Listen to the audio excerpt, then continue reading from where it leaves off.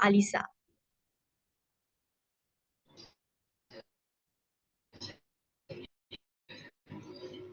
Hello everyone, oh, and how did we come up with this idea? As students, we are exposed to a lot of heat, as we have a lot of outdoor activities and such as physical education activities. So we often feel hot and thirsty, but there's no cold water available for free. Hence come our problem statement.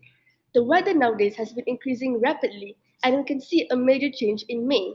So students need a nice and crisp bottle of cold water to cool themselves down after a tiring day of school, which requires them to spend money on vending machines.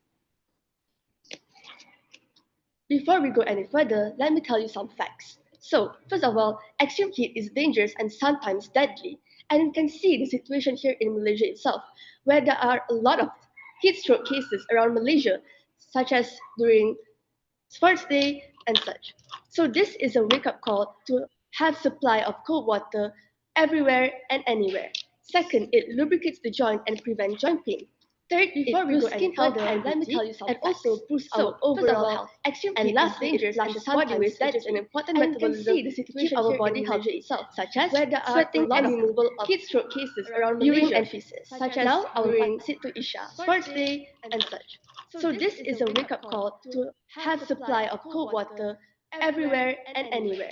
Second, it lubricates the joint and prevents joint pain. Sorry. Third, it Hello boosts everyone, health my name is and Isha. also boosts Among our the current overall health. solutions that And are lastly, currently it on the flushes market body are waste, which buying is an plastic important water metabolism bottles to from keep vending our body machines. healthy. This solution is not suitable as it is not environmentally friendly, it is time consuming, and it requires you to carry money everywhere you go. So this is our proposed model of HCH2O. It consists of a temperature sensor display, a switch button, thermoelectric Peltier cooler plates, an insulator, as well as a battery holder. HCH2O is a battery operated bottle, which ensures the user safety when using the bottle. Secondly, HCH2O has a temperature sensor on its cap, which allows users to read the temperature before drinking by touching the sensor. It also has a detachable bottom, which is a compartment where all the wiring is at and can be detached to avoid the bottle from short circuiting. And lastly, it is made from aluminium steel metal to ensure fast heating and cooling of water. I'll now pass it on to Wei. Hello everyone, I am Wiki, and you might be wondering what are the impacts of HCH2O.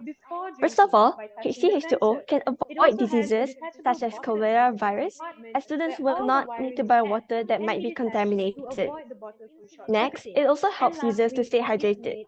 Other than that, HCH2O also prevents plastic waste, as users will not need to buy plastic bottles anymore.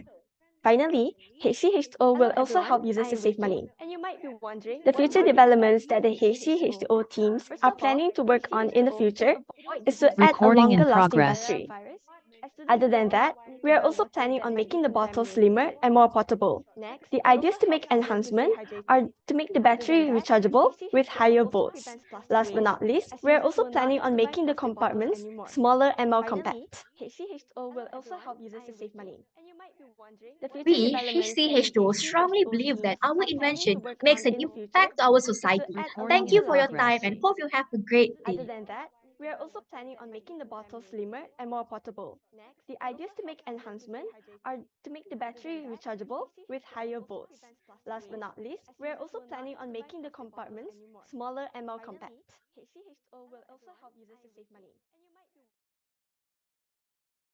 The future We, developments that the HCH2O, strongly HCH2O believe teams that our are planning to invention work makes on an in the future impact to our is to society. add a Thank longer you for your lasting time and battery. hope you have a great day. Other than that, we are also planning on making the bottle slimmer and more portable. The ideas to make enhancement are to make the battery rechargeable with higher volts. Last but not least, we are also planning on making the compartments smaller and Is more there a compact. moderator in this group? The future We, developments that the So, HCH2O, Prof, strongly can believe we that our start to invention ask makes an questions? impact to our society. Thank you for your Yeah, I time and think hope you have a we great day. can. What do you think? Yeah, Prof, you Recording start first. stopped. Can we start from who? From I am the first. You Is there mean? a moderator in this group? Okay. Okay. Thank you. Hello, everybody. How are you? So, Good. Thank you Great, for Ahmad. asking. Thank you for asking. Yeah, this is actually a great project, and I'm very excited about this presentation. However, I will have two questions, I think, related to your project. The first one about the what is the novelty of your project? Good. Thank you for asking. Thank you for asking. Yeah, this is actually a great project, and I'm very excited. Can you start to answer my question?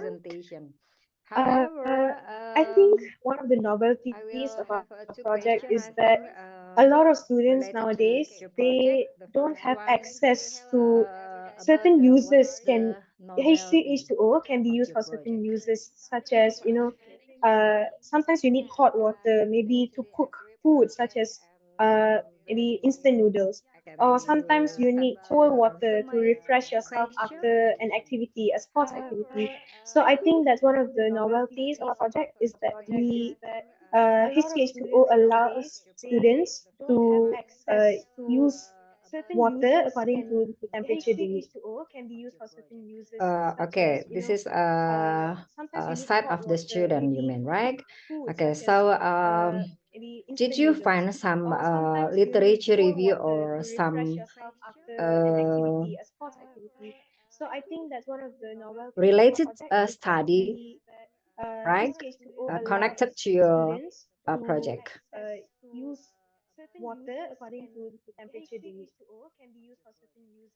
Okay, this is might be from Indonesia or Malaysia or other countries. Did you find some Recording in progress. literature review or some So we did some research before related coming up with this study, idea.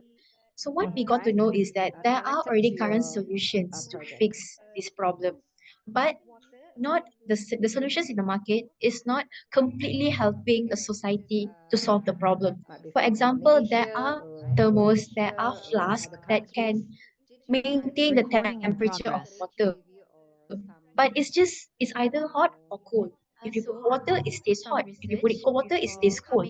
There's no such thing invention where it controls both temperature in one of the rules. And it's not just beneficial for the students, but also for mothers with newborn baby. They need to bring hot water along everywhere they go to make milk for their babies. And like what my teammate said, students also need to bring hot water to make instant noodles because some students they are very particular about the foods in their canteen.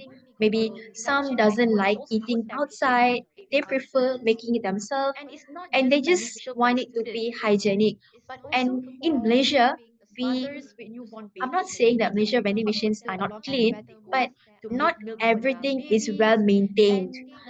So we HCH2O, we guarantee that this invention is the best invention where it also guarantees your health, your money, it saves time, energy, and everything. Thank you. Thank you so much for your presentation. Unfortunately, your time is up. You may leave the session as we would like to proceed with the next team. Thank you, Thank you judges. so much, Thank you so judges. much.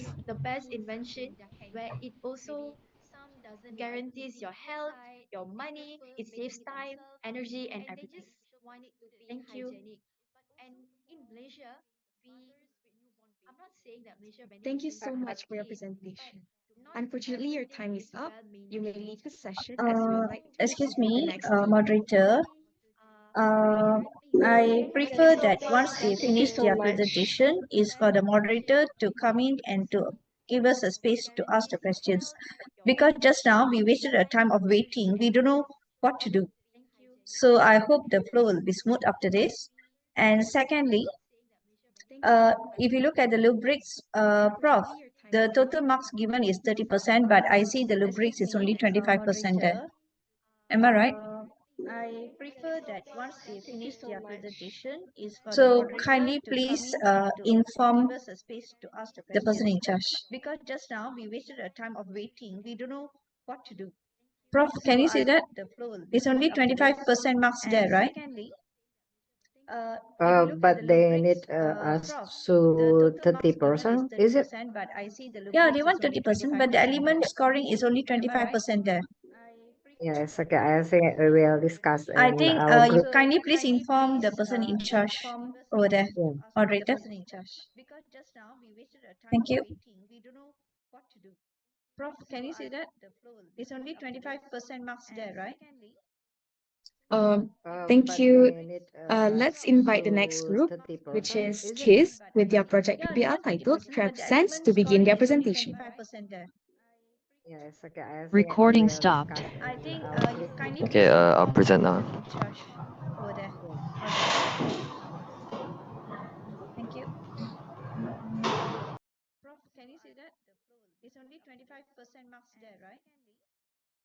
Um, But thank you. they need Let's us invite the next to group, which 30%, is is it? KISS, with their project PBL titled Trap Sense to begin their presentation. Yes, okay. I think we Recording will stopped. discuss in our group. Okay, I'll present now. Yeah. Thank you.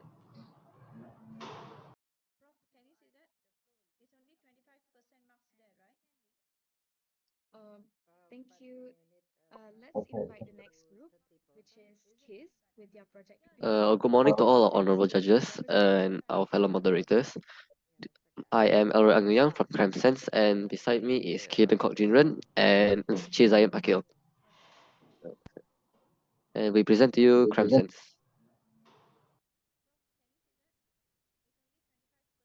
So this is our team. As guys, Shaswin, Roy, Zaim, Shafika, and Kaden. But Shaswin and Shafika won't be able to join us today because Shaswin is on medical leave and Shafika is representing another group. I am Elroy Ang from Crime Sense, and beside me is Kaden Kok Jinren. So, what are the issues faced by the community nowadays? So, nowadays, hand pain is very common among the adult population, imposing this significant disability. So, this is our team. As guys, so we after done a study, we found out we have a prevalence rate of 19.1%, which affects the individual's psychological state. And Recording in progress. this affects our leisure and work activities. So an annual study also shows that 2.6 million annual injuries are recorded every single year.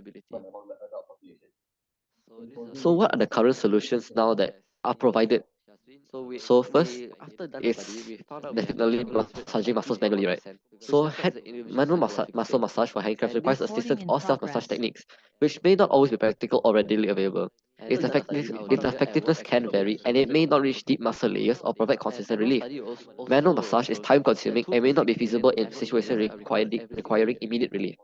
So secondly, we have the heat pack. Heat packs can temporarily relax your muscles, definitely, and provide relief. But their effectiveness is limited in terms of duration and targeting specific areas. They need to be reheated or replaced and may not penetrate deep enough, and are always not portable or convenient in certain settings. You need to buy heat packs as well. They're not always very affordable for certain people. Next, we have arthritis gloves. Research suggests that arthritis gloves may not be effective for hand cramps. Studies have shown that no significant improvement in hand pain, stiffness, or function with the use of arthritis gloves. Their cost effectiveness has also been questioned, highlighting the need for alternative solutions.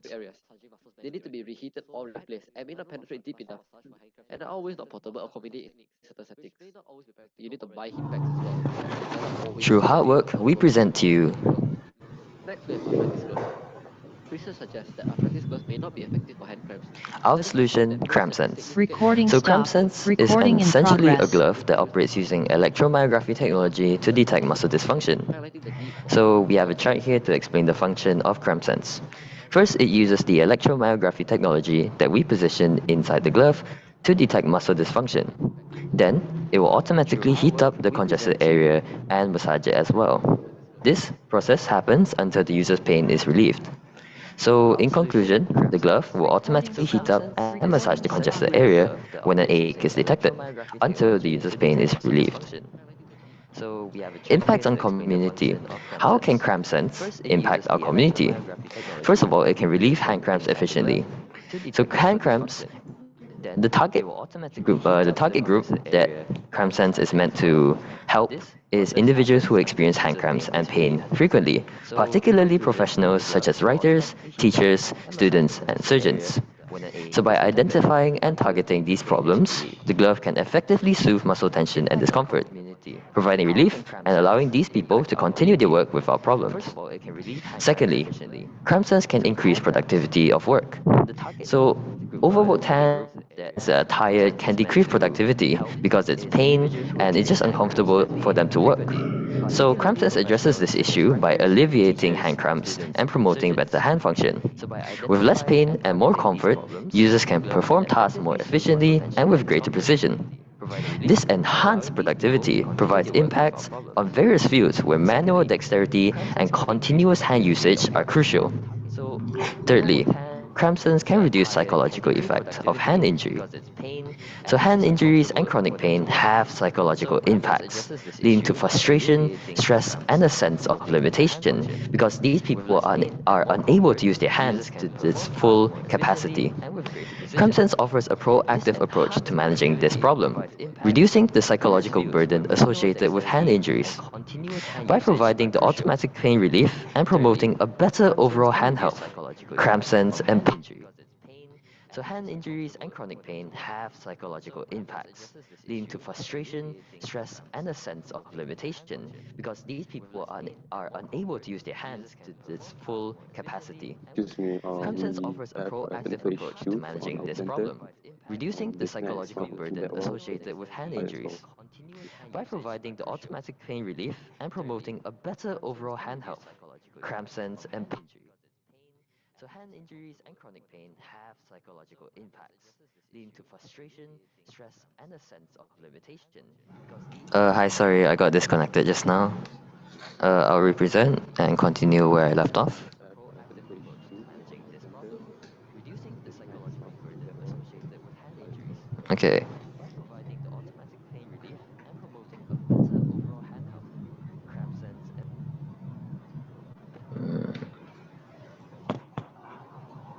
and sorry, 1 second, yeah?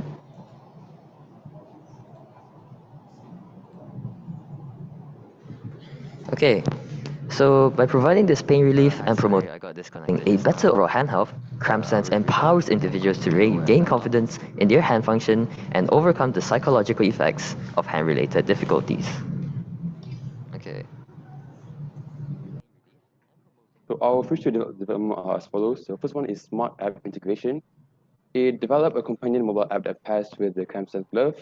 The app can Sorry, one provide second real-time here. monitoring and analysis of muscle activity, allowing users to track their progress, identify patterns, and receive Okay, personalized so by recommendations for providing managing this hand pain cramps. relief and It promoting can also offer a better additional overall hand features health, such as guided CrampSense exercises, empowers individuals to relaxation, gain confidence in techniques, their hand and function reminders for and taking overcome the breaks to psychological prevent effects overexertion. of hand-related Second one difficulties. is customizable settings and profiles. Expand the capabilities of the CrampSense glove by introducing customizable settings and user profiles. Users can adjust the intensity, duration, and specific usage massage techniques to suit their individual needs and preferences. The glove can also store multiple user profiles, allowing different individuals to use the glove with personalized settings, making it a versatile tool for various users. As for the third one is long-term data analysis and insights. Users can implement long-term data analysis capabilities to generate insights on trends, patterns, and potential correlations related to hand cramps. By anonymizing and analyzing the aggregated data, the CrampSense project can contribute to a better understanding of hand cramps, leading to improved prevention and treatment strategies. This insight can also inform future enhancements to the glove functionality and effectiveness. So in conclusion, CrampSense offers two significant points of impact. The first one is effective and convenient relief. So CrampSense provides an innovative solution for effectively and conveniently relieving hand cramps. With its electromyography technology, the glove detects muscle dysfunction and automatically delivers targeted heat therapy and massage to soothe pain and discomfort. This approach ensures consistent and efficient relief, allowing individuals to continue their activities without interruption. And the second one is improve quality of life. By addressing the challenges of hand cramps, CrampSense enhances the quality of life for individuals who rely on their hands for work, such as writers, teachers, students, and surgeons. The project alleviates the limitation caused by overworked hands, enabling users to work more efficiently and effectively. With reduced pain and stress in the joint and muscles, individuals can enjoy improved daily functioning and a better overall well-being.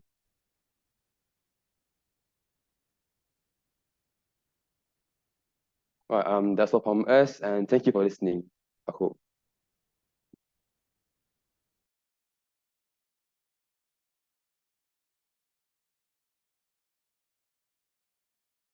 Okay, good idea. I want to know, have you used your product to a person who are in need of? And may I know what's the feedback you have received? And how is your project, the product you invented, is in terms of cost effectiveness, how is it differ from the one is already in the market? I have an auntie who works at a hospital, so I went to the hospital and tested our product, and it proves that the impact on the patient is quite significant. The pain on the hands are relieved, and as you said earlier, the cost, on the current market, actually in the market there are no, as far as I know, there are no glove that can massage your hand like that. So in terms of cost, I think this glove. So I tried this glove are quite expensive compared to our product. Quite affordable. May I know how much the price will be if you would like to sell it out, if you'd like to commercialize?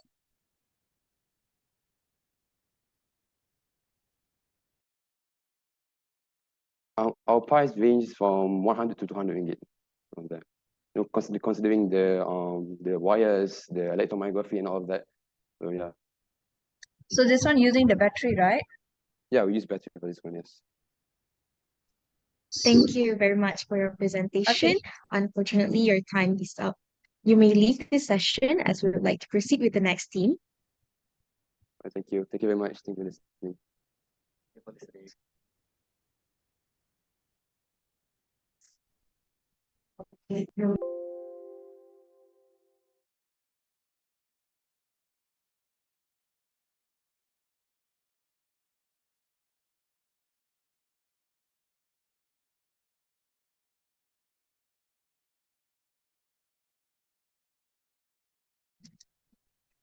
Okay, let's invite the next group, Nutrilicious, with their project PBL titled Instant Nutri-Noodle INN, to begin their presentation.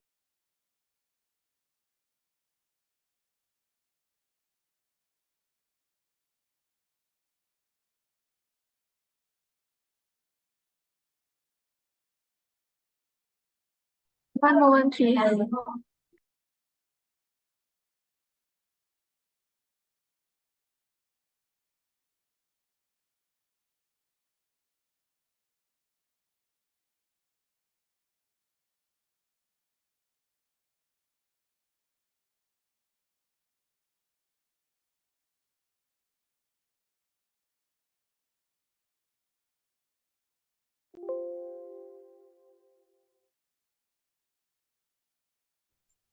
All right, can we start? Yes, you may proceed. All right. A very good morning to all judges that are here with us today. We are Group Nutrilicious, and we consist of Deng Yushan, Lim Wei Han, Hong Igin, Inoin, and Chekajo, all from SMK Sri Bidang Selatan. And we're here today to introduce to all of you our product, Instant Nutri Noodles, or also known as INN for short. Firstly, I would like to start with our problem statement, or the reason as to why we came up with this idea in the first place. Here shows a graph that shows the percentage of both boys and girls in Malaysia that experience obesity. And you can see over the past few years, it is increasing uncontrollably. Ultimately, a major factor that plays into this is canteen food. Whether if the foods are too salty, too sweet, too oily, or just unhygienic, these nutrient-deficient meals can bring effect to not only the physical state, but also the mental state of students. And all of this not only affects the future of students, but also affects the future of our country. In hopes of solving this problem, Our team has incorporated the idea of nutrient-rich food in the form of instant cup noodles. It is a nutritious meal that has no preservatives and is made out of organic ingredients. Now you might wonder, what makes our noodles so nutritious? Our noodles are made out of buckwheat flour, carrot juice, and eggs. Buckwheat flour is a gluten-free and has a low GI value. This will fuel and keep students energized throughout the day. For the broth, we've decided to use miso paste, which offers a salty and umami flavor that could replace the sodium-dense flavoring usually used in most instant noodles. Other ingredients of our product include dried seaweed, mushroom, and tofu, which enhances the nutritional value of our product. Aside from all these nutritional benefits, we've taken inspiration from instant hot pots to include a hot heat pack in the product to make it self-heating. All you have to do is add water into the lower compartment, and in less than 10 minutes, a warm and hearty meal is ready to be consumed. Nowadays, costs of raw materials continue to increase, affecting their profit margins. Therefore, we have listed out the cost breakdown of each ingredient used in INN as shown.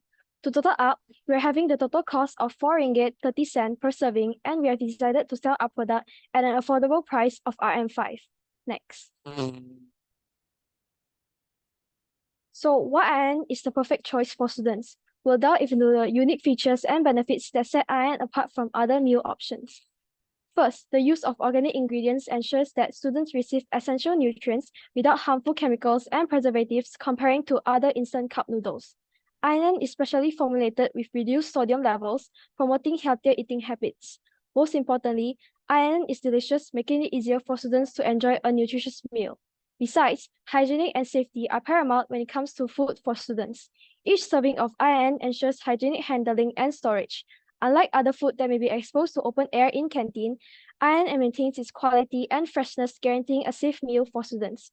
Moreover, INN comes with a self-heating pack, eliminating the need for boiled water or additional heat equipment. Lastly, INN is priced affordably, making it a cost-effective choice for students regardless of their financial backgrounds.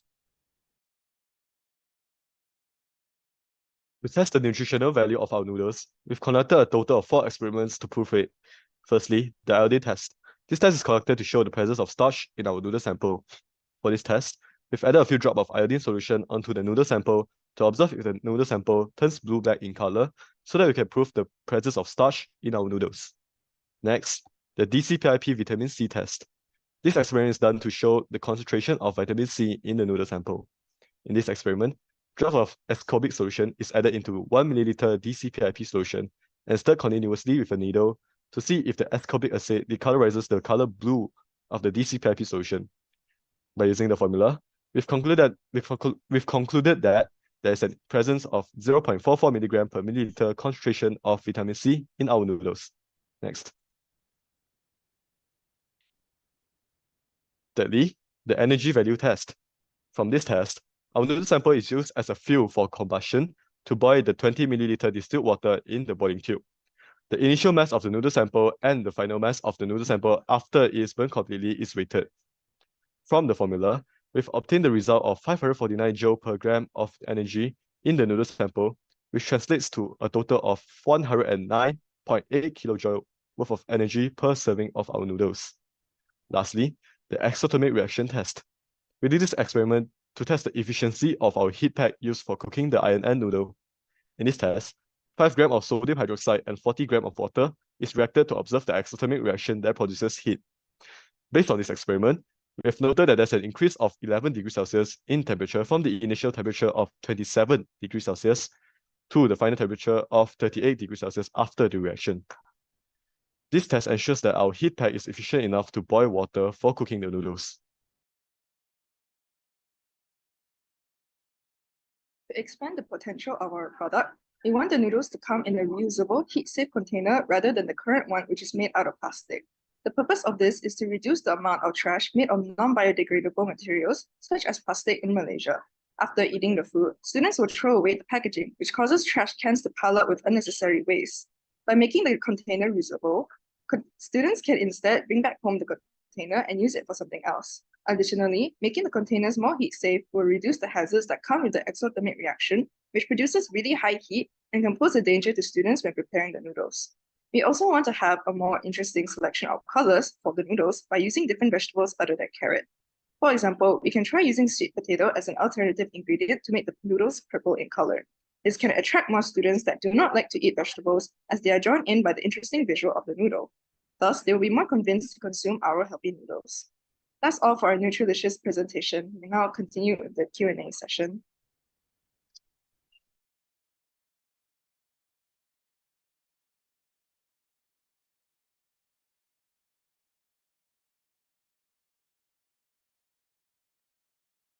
Okay, so very good idea of innovation you have stated. Okay, I would like to know what is the status of your innovation now, the project? Have you commercialized it? No, it's still at the very beginning stage of innovation. We haven't commercialized it. Okay. So may I know how long is the lifespan of your noodle? It's about 1 month because the noodles are dried and everything inside, including the tofu and seaweed, is all dried, so it can last for quite some time. Have you tested?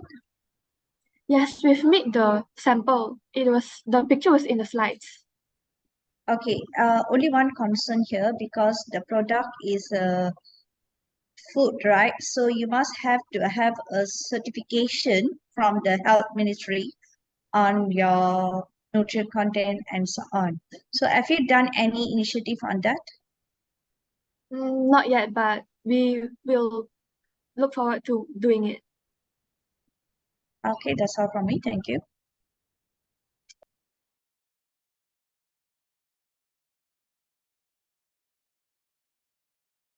Okay, guys, can you explain actually what age can suffer from stunting?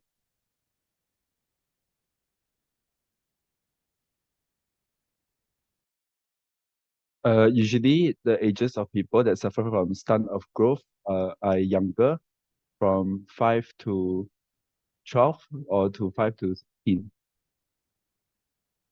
Okay, so you prepare this product for what age actually? Teenagers mostly. They're in high school. Okay, do you think it will be effective? Yes, because teenagers at this age are still growing, and the growing does not stop until they reach an age of an adult. Okay, so what is your suggestion actually for like a company to they need your product?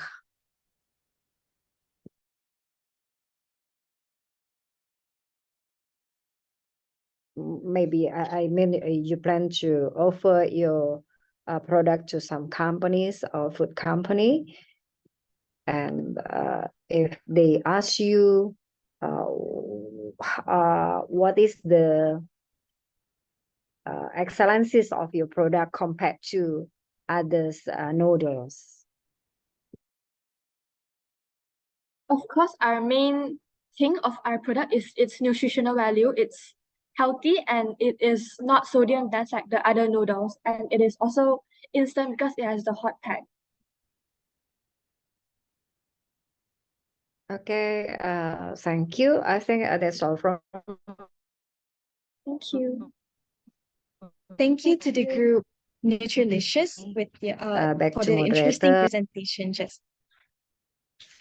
Thank you to the group Nutrilicious for their interesting presentation just now. Now, you may leave the session as we would like to proceed with the next theme. All right, thank you. Thank you. Oh my God.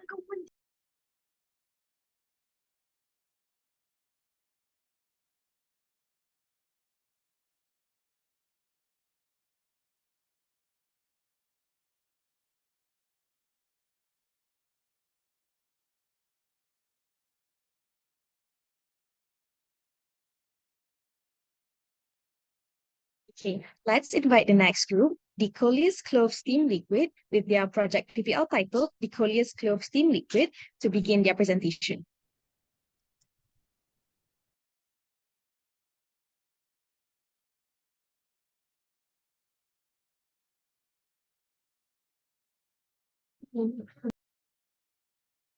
Okay, Josh, can you hear? Josh, can you hear us? Okay. Can. Okay, thank you very much. So we may start our presentation. A very good morning to dear judges. We are from SMJK Chawa, and we would like to present about our D College Club Steam Liquid. By the way, I'm Ebusha. I'm Chloe. And I'm Elin. Dear judges, do you all know what Colis is? Here, let me explain it. According to Gaspar Marquez et al. With his research in 2006, a large number of patented species are used in traditional medicine in Southern Africa and have potential for development towards their use in the primary healthcare system. Besides that, clove, which its scientific name is Syzygium aromaticum, is known to have antiviral, antiseptic, and many more properties. As for the major bioactive constituents, the researchers found out that methanolic extracts, charcoal flavonoids in Mexican mint, have powerful antibacterial effects against cold and flu. Meanwhile, the compound version of cloves is responsible for most of the aroma of cloves. Guys, did you know that the estimated prevalence of sinusitis in Malaysia is 12.8%? This means that around 3 million Malaysians are suffering at any one time. Whoa, that's a huge number. I can't believe this much people are suffering from this chronic disease, let alone the whole world. Judges, did you know that this common chronic disease leads to headache, and much worse, it could even lead to lack of concentration? And this factor of lack of concentration and difficulties in breathing will make people to be having poor performance in their work, and students will not be able to concentrate during classes. According to the graph which is present here, this clearly shows the sinusitis in Malaysia and the prevalence of this chronic disease alongside the age group. So judges, we made a great innovation to stop this from happening, and that is our product, the Colis Caustic Liquid. Dear judges, did you all know what are the materials to make this liquid? Very well. That's a Mexican mint plant which is known as Coleus leaf and also cloves. The steps to make this liquid is simple. First, we need to prepare 30 leaves of colliers and also 50 pieces of cloves. Then cut some colliers and grind those cloves. Spread them in an absorbable paper and insert into the apparatus. We can now start with the chromatography. After that, we poured some ethanol into a flat bottom flask and some oil into a beaker. We waited until the oil starts to boil, and then the product with a mixture of oil and ethanol, along with Coleus leaves and cloves, will be collected in the beaker. Dear judges, let us show you the video regarding the process on how to make our liquid.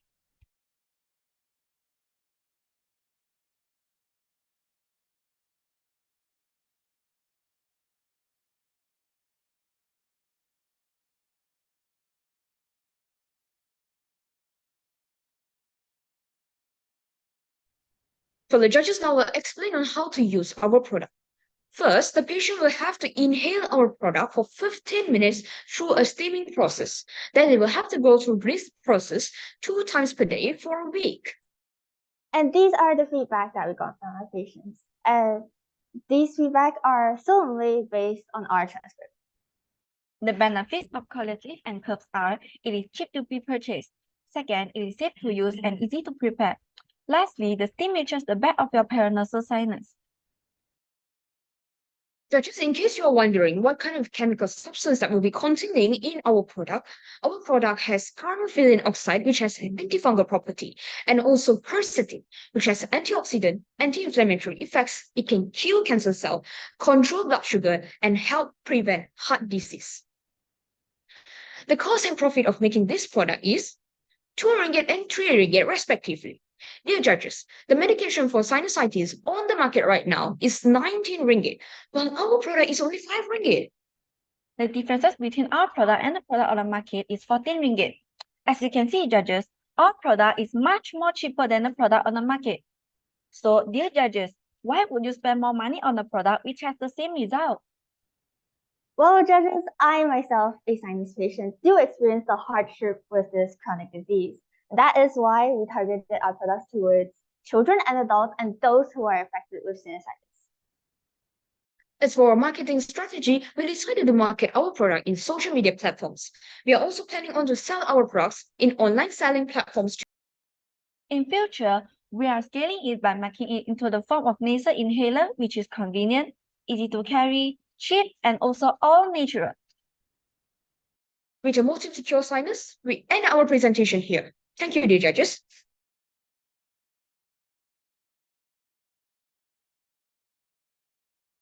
Okay, it's a very amazing idea on the problem that we have tackled. But now I want to know, have you done any clinical tests upon your product? Yes, Judge, we collaborated with UKM to conduct a chemical test so that it will be, not harmful to people who are using it.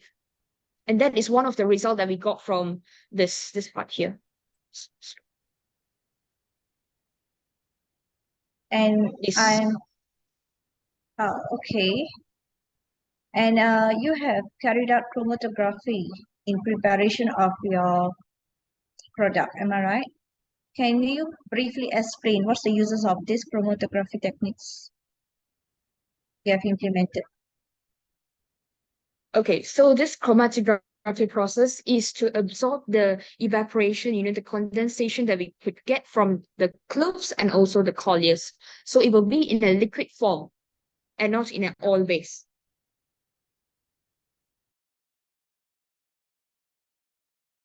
Okay, besides thank that, you can also add this.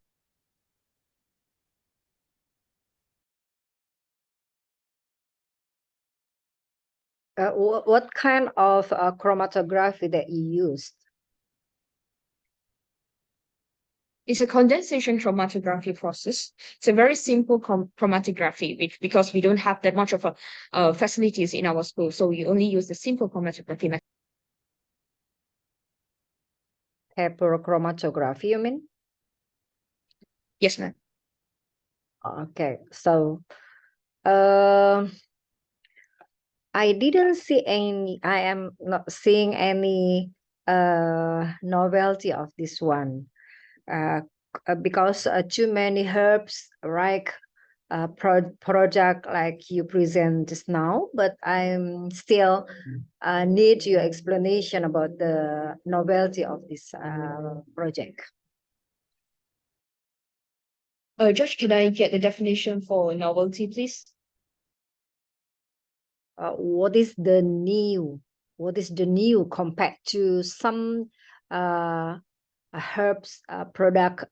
The similar product has been marketed. Okay, so basically, if you see, Judge, when we go outside and we buy a medication, like for example in Malaysia, when we have sinus problem and we go there and buy the product, it will only be effective for that certain period of time, maybe that one day.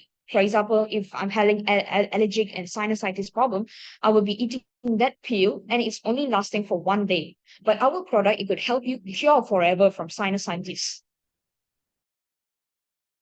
I think, have you studied about the immunity of the person related to this influenza or something related to the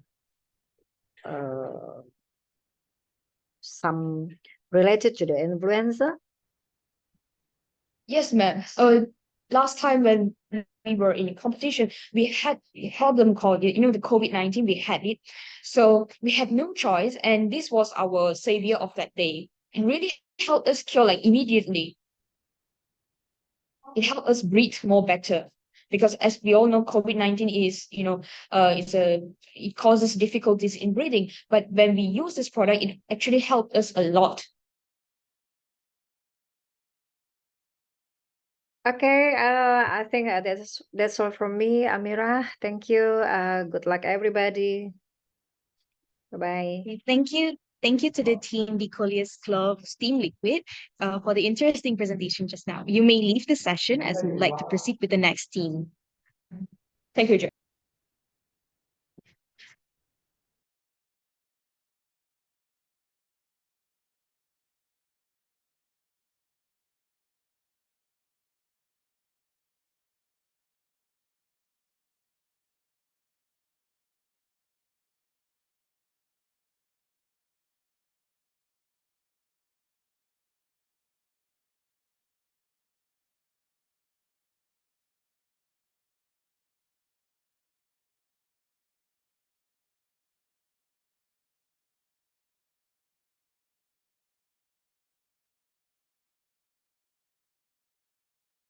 Okay, let's invite the next group, Edible Crayon, with their project PBL titled Edible Crayon to begin their presentation.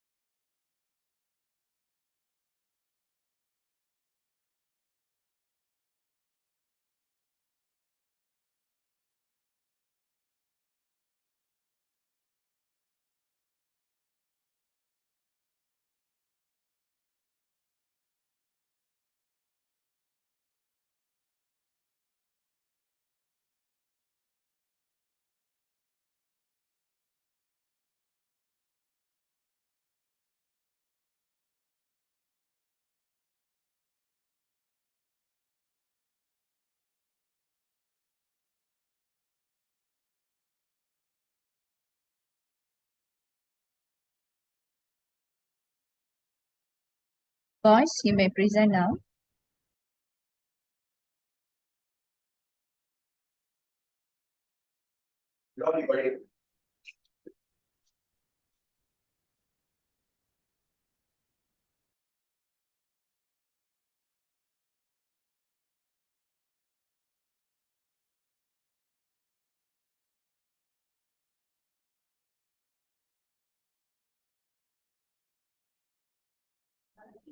Good morning, Josh. We are from SMJK Trauma, and now I would like to introduce to you about our group member.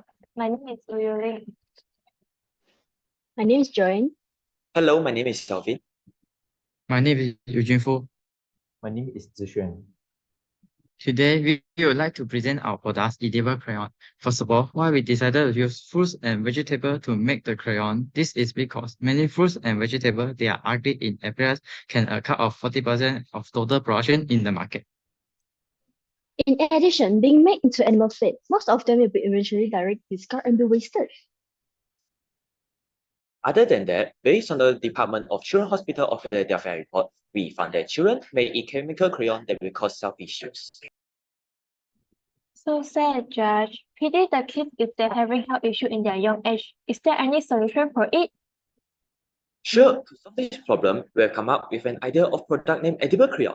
There are two extractions in our crayon, that is, we use rice bran oil as binder, and we use natural pigment from fruits and vegetables. I'm sure the judges will be very excited to see how we make the product. Let's watch the video clip.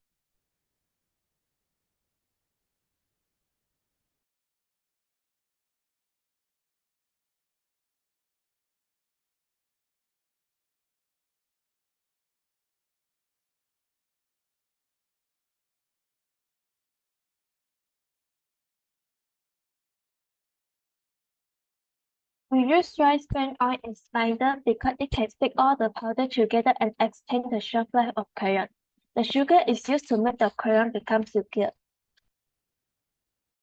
Dear Judge, we done survey, observation, interview, and chemical tests regarding our product. Now, I'd like to share our result of tests to compare our crayons and crayons on the market based on observation. The judges, in this picture, we found that our crayon is as limited as the crayons on the market. Other than that, our crayon stand is also very easy to wash compared to the crayons on the market. We have also done survey among consumers that use our product. Recording in progress. We have 40 responses. Before they fill in their survey, we asked them a few questions. First, we asked them if they or their family use crayon to draw at home. 71% of them answered yes. Next, we asked them, do they prefer to use synthetic crayon or edible crayon? 89% of them Recording stopped. edible crayon. Last, we asked them if they think that edible crayon is less harmful compared to synthetic crayon. 84% of them agree that edible crayon is less harmful compared to synthetic crayon. We also done interview where many of them have previously used our product. This is because all of the ingredients that we use in our product are natural resources. There is no harm towards the human body. Our product is suitable for children and beginners to draw in a safe environment. We done chemical tests in National University of Malaysia. The purpose of conduct is to know the component present in our product. That is, based on the table, we know that all the components present in our product are natural since the materials are all plant-based. The main component present in the product is the refreshness, which helps in improving digestion and increasing the absorption of calcium. Moreover, its GCG functions as a powerful antioxidant, preventing oxidative damage in healthy cells, showing that even kids eat the crayon won't harm their health. Finally, catechins help in antimicrobial, anti-allergenic, and anti-inflammatory activities. Other components dear judge can look over here. The advantage of the edible crayon are that they are natural and made by fruits and vegetables. So it's friendly to the environment, safe to use, as does not harm our skin. Dear Jess, do you know why you have to do the chemical test to make sure our product is 100% safe to use? This is because our main target is towards kindergarten kids. So we have to ensure their safety when using our product. Dear Jess, and for the marketing strategy, we also can sell it through online platforms such as Facebook, Lazada, Instagram, and Shopee. Therefore, we use it Recording in as a way progress. to promote our product. Here is the costing and pricing of edible crayon. The cost per box is 4 ringgit 87 cent. If our crayon is sold on the market, it will cost 6 ringgit 50 cent. We can earn a profit of 33.5%, that is 1 ringgit 63 cent. In the future, we have planned to make more colors such as red and white. We also better our product in the future. As a conclusion, edible crayon is made by natural ingredients, so it is non-toxic, no petroleum and paraffin. It is absolutely safe to use and no need to worry about its children eating it by mistake. I'm convinced that our product will love by public. Thank you. Thank you.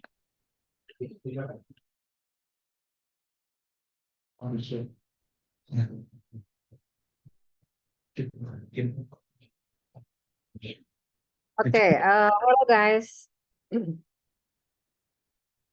It's very interesting about the edible crayon. Okay, so however, I have a question. Once you choose the respondent, okay, who are the respondents for this project actually? And what are the criteria for selecting the respondents?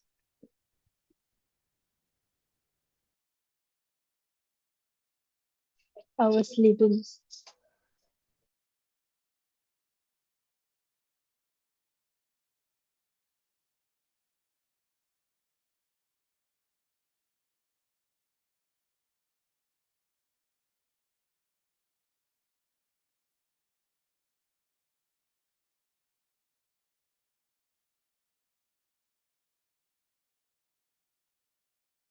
Might be too easy for you. You have the slide that show a percentage of respondents response, right?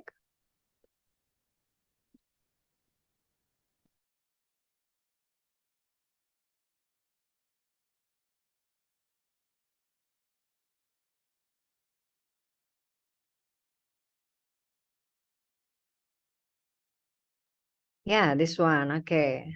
So maybe from this slide, you can answer my question. Who are the respondents for this project and what are the criteria for selecting respondents?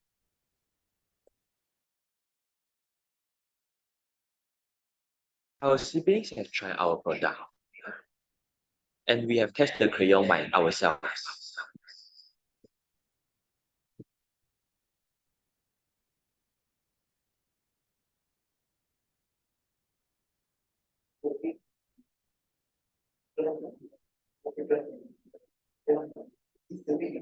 Okay. Students, I want to ask you, have you participated this project in any other competitions?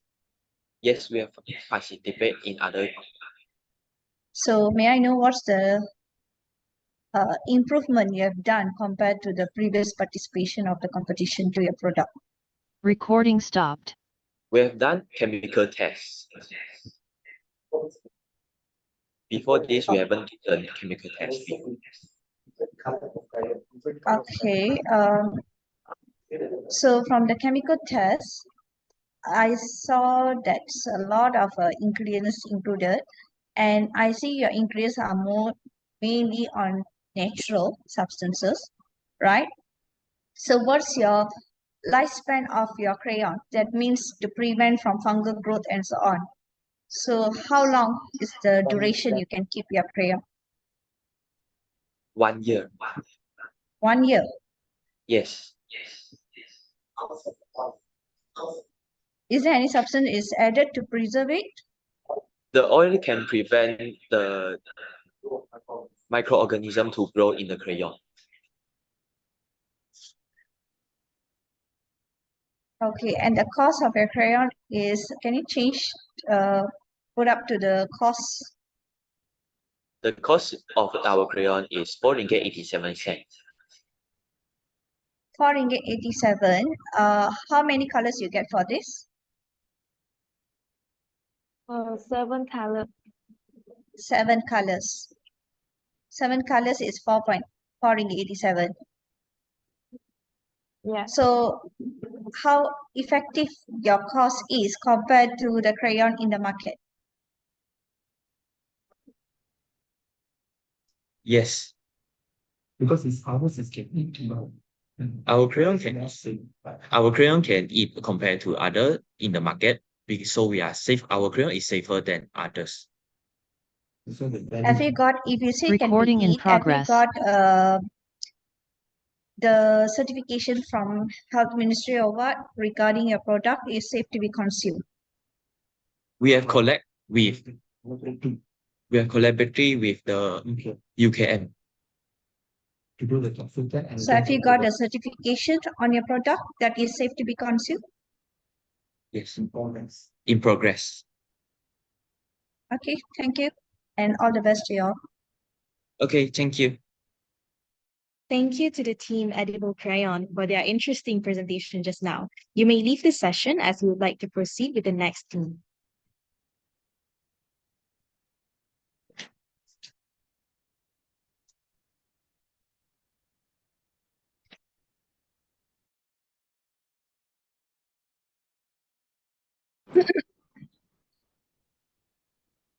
All right, let's invite the next group, Mushroom Ninja, with their project PBL titled Reducing SME Farmers Intervention and Increasing the Yield of Oyster Mushrooms Cultivation using IoT Application, to begin their presentation.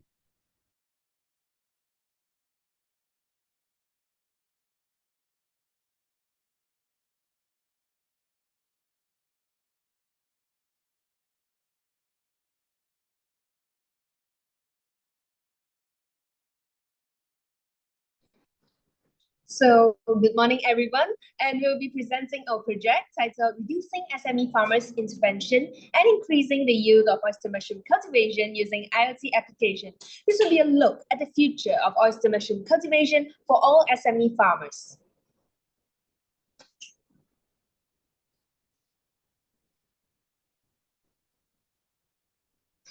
So this is the route map of our project.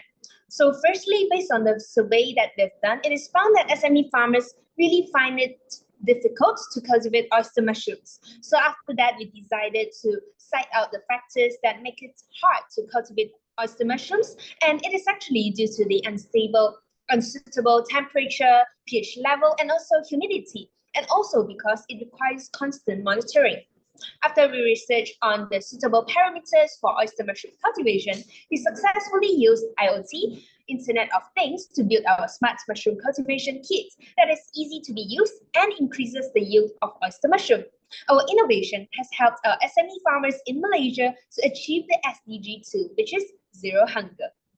Next slide, please. So, based on the statistical database of Trend Economy, it shows a continuous decrease of export rate of mushrooms in our country and also a constant increase in the import rate of oyster mushroom. So when the import rate increases, we are sure that the cost of oyster mushroom will surely increase in Malaysia. This will make it less obtainable by citizens. So this will lead Malaysia to a higher risk of hunger or even food insecurity due to poverty.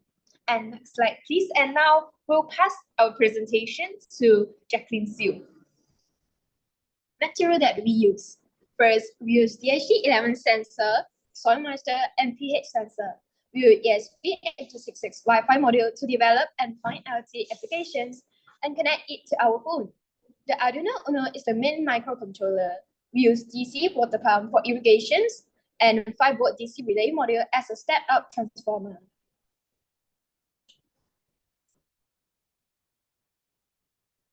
For our software component, we use Blink application. Thus, farmers can monitor all the criteria and receive notification when it passes through the parameter threshold. Our app interface provides a clear view so that farmers can notice slight changes in the data.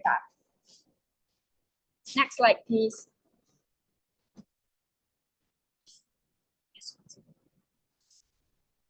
This blockstream diagram shows the methodology of our project, which includes the sensor section, control section, which is the microcontroller and IoT section for the application use.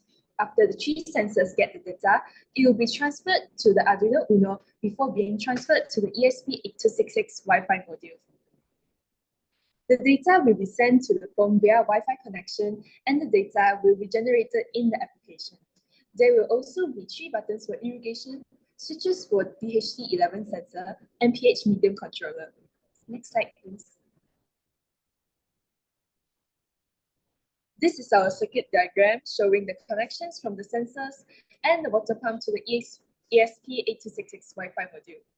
Now, we will show the demonstration video of our prototype works.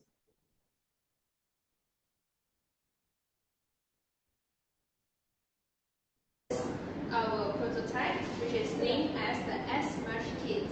So this is the 3 sensors and also the pump, which is situated inside this tank. So this is the DHT11 sensor, which is for the temperature and also the humidity. And for this one, this is the pH sensor, and this will be the interface for the pH sensor. And inside the mushroom kit is our soil moisture sensor. So when you press the button to open the pump, it will automatically flow water. And when you turn it off, it will close. So this is controlled by the button inside the farmer's application. And for the moisture button, when you turn it on, it will detect the moisture inside the substrate. So you will immediately know.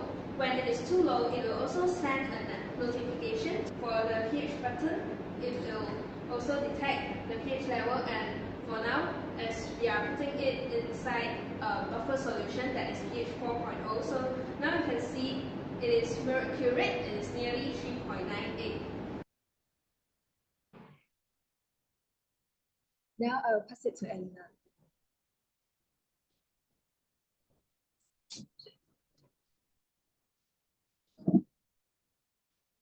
Hi, I'm Elena. So in our system monitoring function test, we get analysis data of soil moisture in percentage, temperature in degrees Celsius, and pH value via the Blink application. Next slide, please. We conclude that our project is good for the pH, soil moisture, temperature, and humidity for oyster mushroom cultivation. It can successfully detect diseases in soil by recognizing changes in the substrate instantly. Our project uses IoT-based agriculture for live monitoring, thus assisting SME farmers with accurate results gained. It can take efficient care of food production with live feedback of the environment. Thus, we hope to help SME farmers grow oyster mushroom with higher yield. Our research and intervention have successfully contributed to SDG 2 Zero Hunger. Thank you.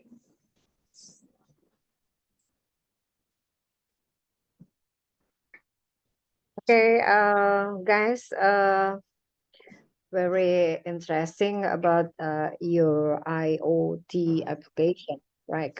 So, do you know that most farmers do not understand about the IoT application, right?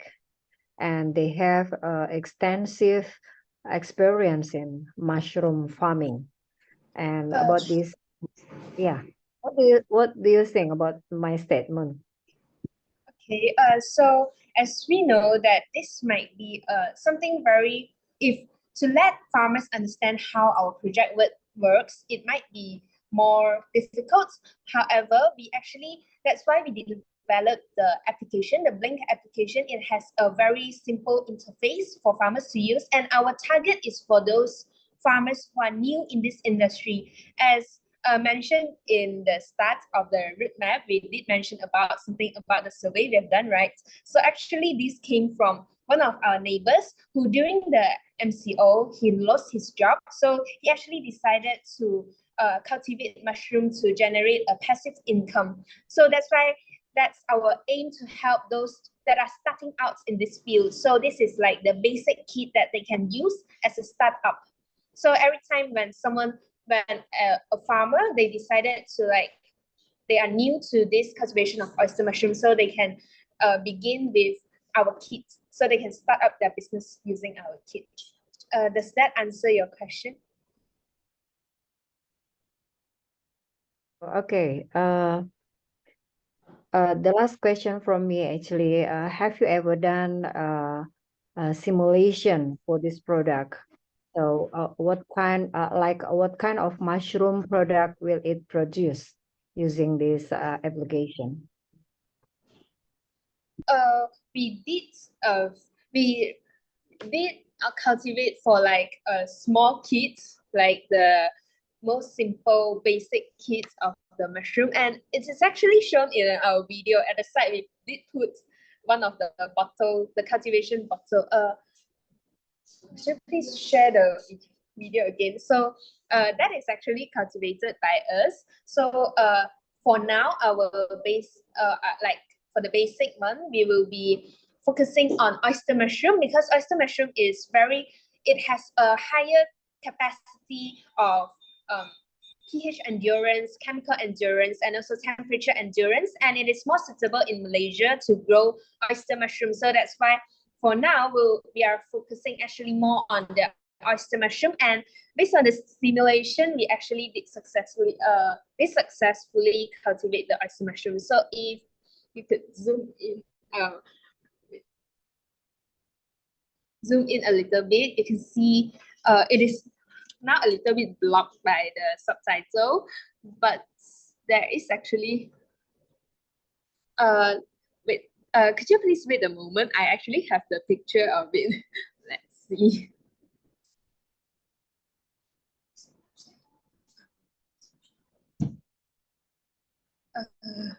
Sorry to keep you waiting. We actually have the picture of the mushrooms. So yeah, let me share screen for a moment. Screen.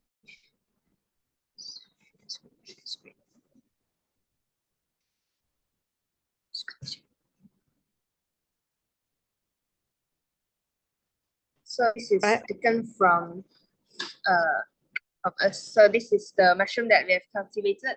On the back is the successful cultivated mushroom, and in front, this one, it is starting to develop the mycelium. Thank you very much for your presentation. Unfortunately, your time is up. You may leave the session as we would like to proceed with the next team. Okay, thank you. Good luck, everybody. Bye-bye. Okay, thank you, Judge. Okay. Let's invite the next group, SMC Innovators 1, with their project PBL titled Greening World, to begin their presentation.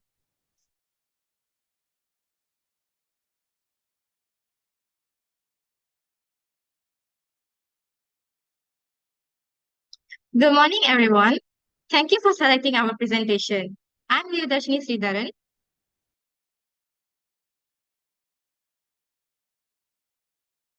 I'm Vashkuta Kalidas. I'm Sharvina Bhattyanathan. And I'm Teshini Yurulan.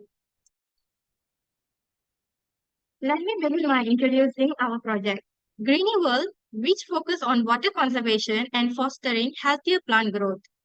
Next slide.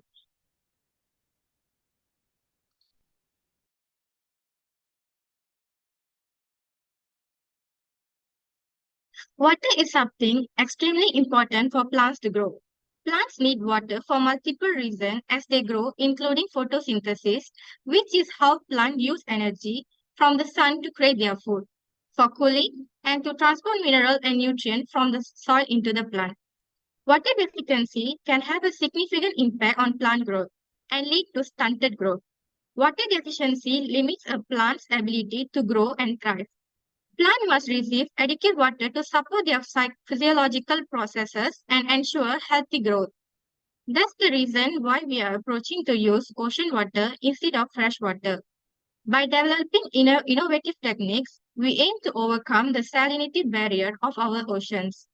Through some effective filtration system, we can remove impurities, sediments, and excess salt, creating an optimal environment for plant to grow. Ocean water, which is both oxygenated and alkaline in pH, enriches the land and renews its mineral richness. Adding ocean water to our plants helps to boost our amount of life. Next, Vashita will continue. Thank you, Dashni. There are few main objectives that I would like to explain about. We have initiated to create this product to overcome the problem of water deficiency. We all know that many countries are suffering because of lack of water, which causes plants to wilt. When we compare ocean water with normal water, there are 75% of chance for ocean water to change a wilted plant into fresh ones. Second, we are able to pursue agriculture in a sustainable basis. Farmers need plenty of water for agriculture, so why don't we use purified ocean water instead of fresh water? Next, Peshni will explain about methodology.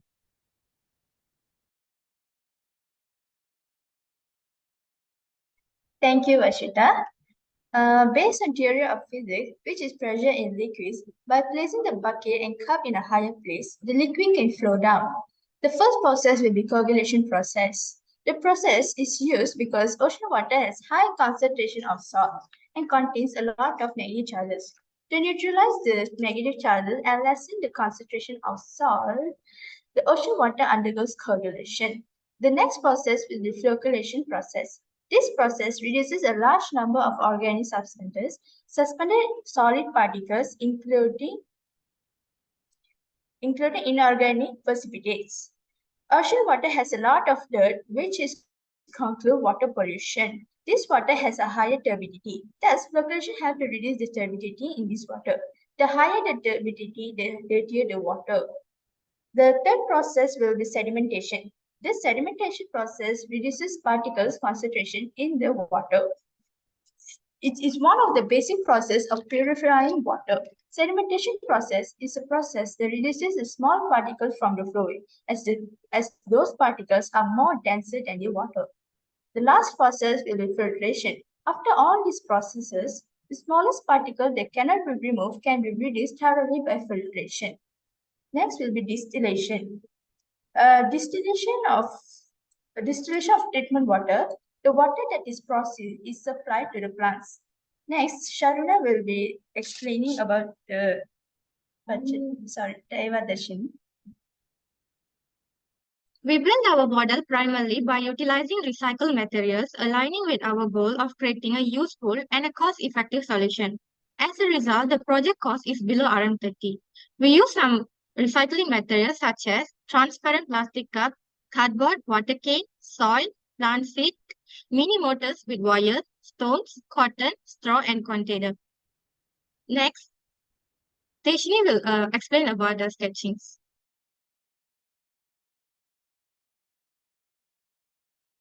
This is our sketching of the product.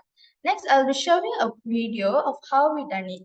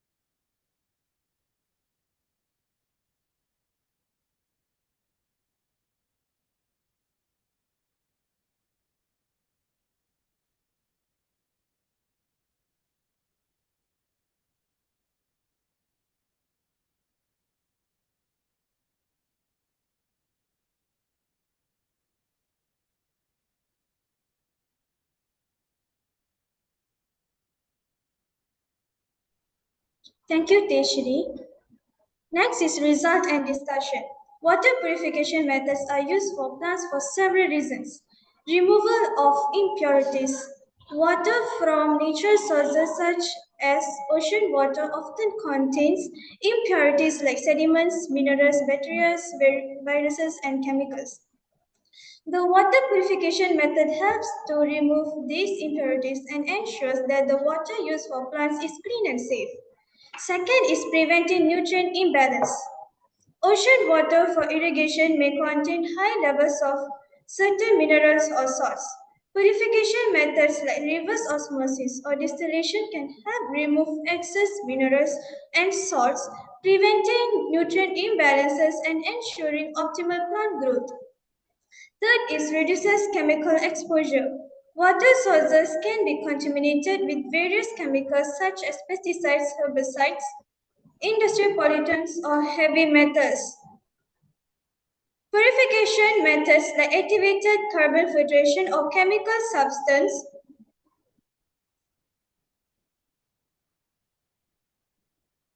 and chemical substance such as uh, sorry, let me explain again. Third is reduces chemical exposure. Water sources can be contaminated with various chemicals such as pesticides, herbicides, industrial pollutants, or heavy metals. Purification methods like activated carbon filtration or chemical treatment can help remove or reduce these chemical contaminants, providing safer water for plants. Fourth is prevent disease. Waterborne pathogens like bacteria, viruses, and fungi can cause diseases in plants. Purification methods like UV sterilization or chlorination can effectively kill or inactivate these pathogens, reducing the risk of disease outbreaks in plants. So, as the result, we plant this grow. The, can't see. We planted this. We We planted planted this seed. it. It is It a is a green green. bean seed. This one This is was planted planted by using a fresh fresh water. water. We just Just planted planted one day 1 day ago. ago. It It doesn't doesn't grow that much, much, just a just a little. little. But why that That one is one is we we planted using ocean planting water, which water, is contains contains salt. salt. It It grows grows little more. more.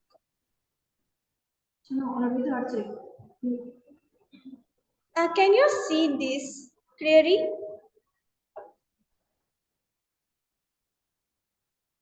Yes.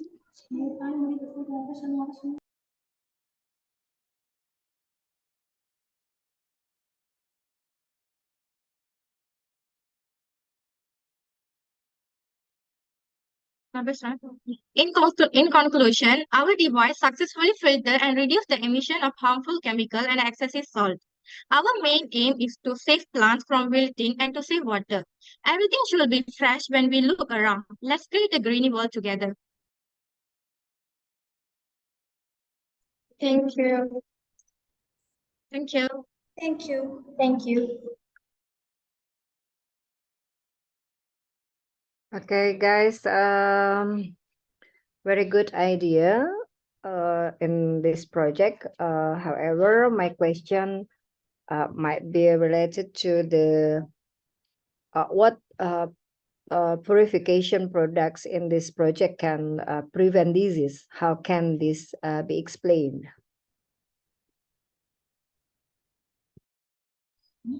Okay. Waterborne pathogens like bacteria, viruses, and fungi can cause disease in plants, right?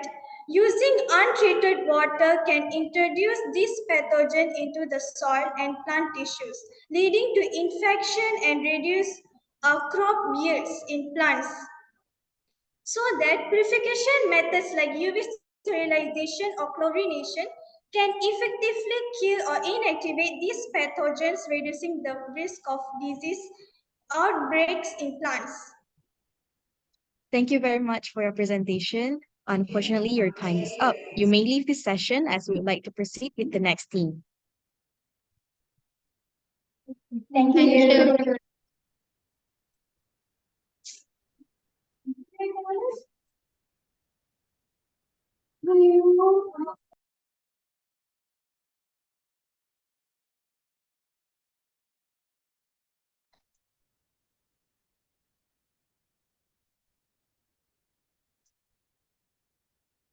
Next, we will invite the next group, SMC Innovators 3, with their project PBL titled Get to Cool, to begin with their presentation.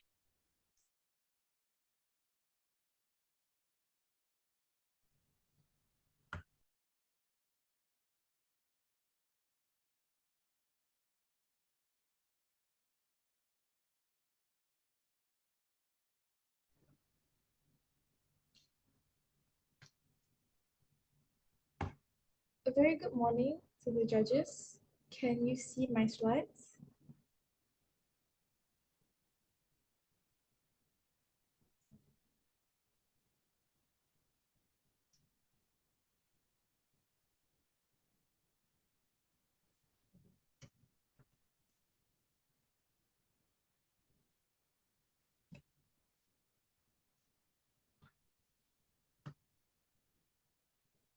Good morning. Can you see my slides?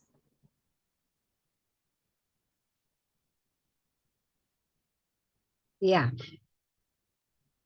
All right. I'll be starting my presentation now.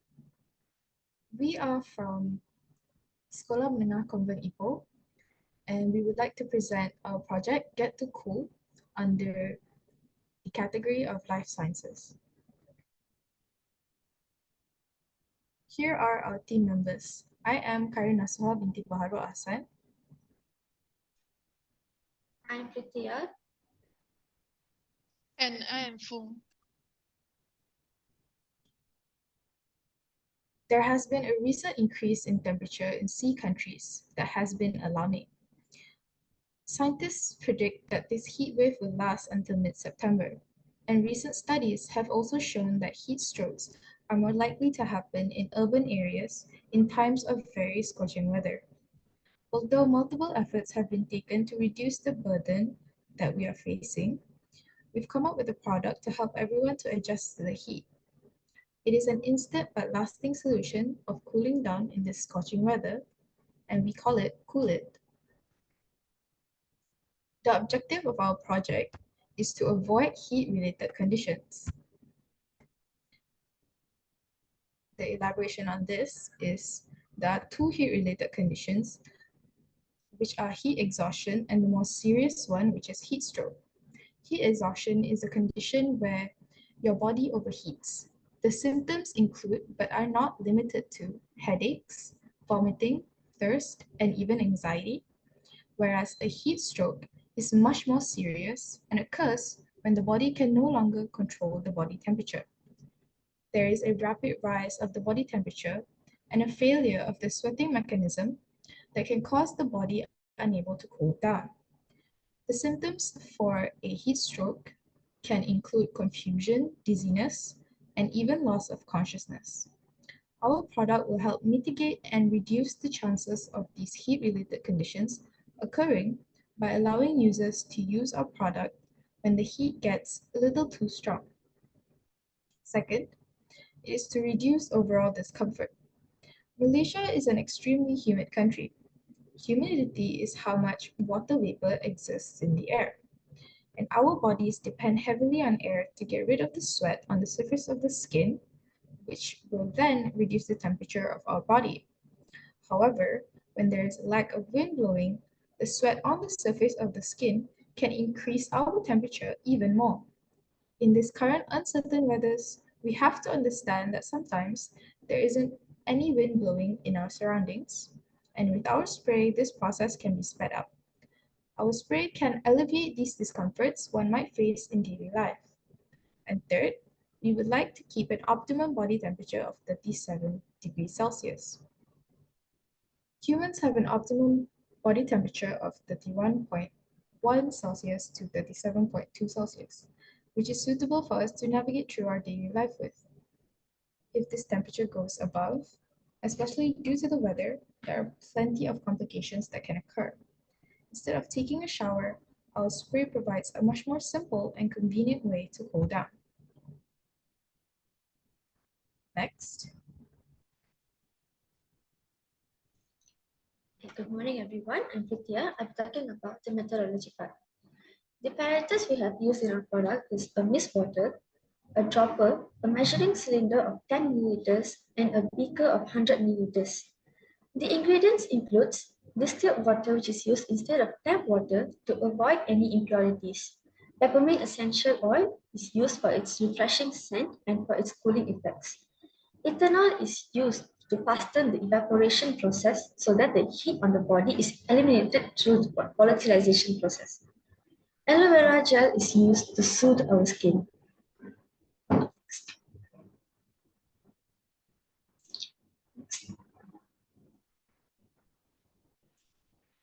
Moving on, this is how we made our product. First, add about 5 milliliters of aloe vera gel into the bottle.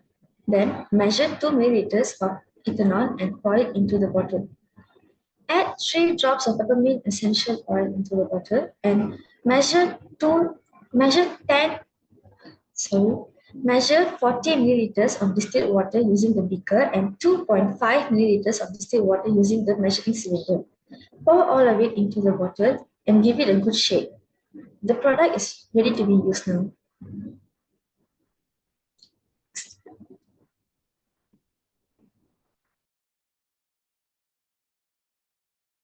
Hi, my name is Fong and I will be presenting about the results. After we finished making our product, we tested it on our friends in room temperature. We applied our product on their forearm. Their average initial temperature on their forearm was 36.44 degrees Celsius. After using our product, their body temperature decreased to 35.98 degrees Celsius averagely. This shows the effectiveness of our product because it helps to decrease body temperature by 0.46 degrees Celsius averagely. On the other hand, we experimented the effectiveness of our product in a hot environment by having another friend of ours to stay under the sun and compare the cooling effect by using distilled water and our product. In this experiment, we experimented on forearm as well. Her initial temperature under the sun was 39.3 degrees Celsius. After applying distilled water, her forearm temperature decreased to 36.9 degrees Celsius, while after applying our product, her forearm temperature decreased to 36.7 degrees Celsius. This shows that our product gives better cooling effect than distilled water by 0.2 degrees Celsius difference. By doing this experiment, we have achieved our objective, which is to help people to avoid heat-related problems such as heat stroke.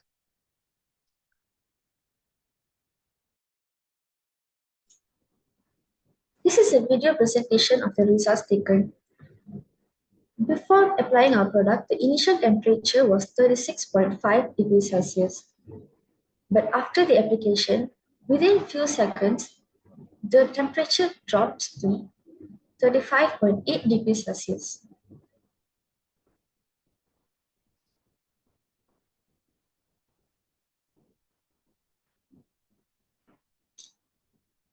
So this proves the effectiveness of our product.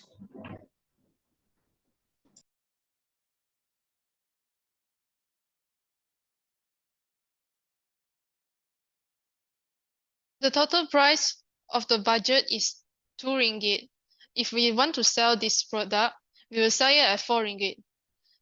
For the discussion part, this product is necessary because people with low heat tolerance and prone toward heat rashes can soothe their skin by using our product. Daily life uses such as after training of athlete and alternative the traditional cooling methods which are a hassle. This product works by absorb heat and evaporate as well as provides a minty cooling effect. Therefore, heat from the human body will be absorbed through volatilization and this cools down the body. Here are some improvements that we would like to make to our product. First, we would like to change the spray bottle to a pressurized spray nozzle that dispenses the cooling spray in the form of a fine mist that is in a skin-friendly pressure.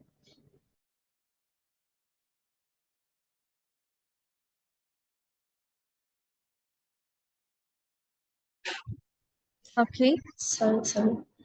We have also considered using a battery-operated mist container that can allow users to adjust the pressure of the nozzle. This allows uh, this is more convenient because we don't have to press the nozzle. Instead, it can be used by just a click of a button. Essential oil such as spearmint and eucalyptus essential oil that has their respective benefit is also thought as a good idea. In conclusion, we can conclude that we managed to find a suitable and inexpensive alternative to cooling down on a hot day. And we understood the importance of keeping an optimum body temperature in the current heat wave. And we would like to say thank you to our biology teacher, Puan Shikin, for her guidance and supervision throughout our entire process. Okay, girls. Very good idea on your innovation, the project you've done. But however, I would like to ask you, may I know what is the purpose of the ingredients that you use for making your project? For example, the aloe vera, what's the function of it in your product? And also the peppermint essential oil. Can you explain? Okay, so the aloe vera gel is used because it can soothe our skin from sunburn and heat rashes, which is more towards cooling down our skin. The peppermint essential oil is to give a refreshing scent, which is a minty scent, and also the cooling effects the mintiness could give us.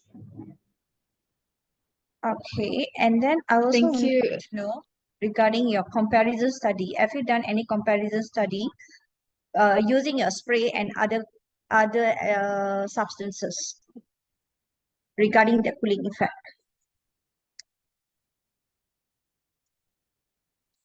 Because I saw in the video you just spray and then immediately you measure the temperature, right?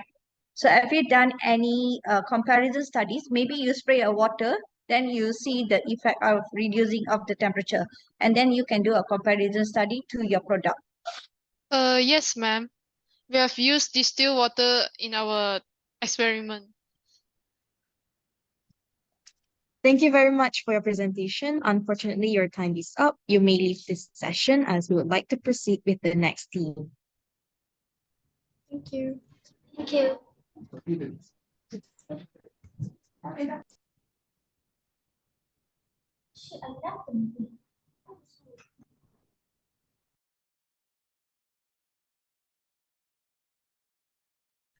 Now we will take a short break until 10:30 a.m. We'll meet again shortly.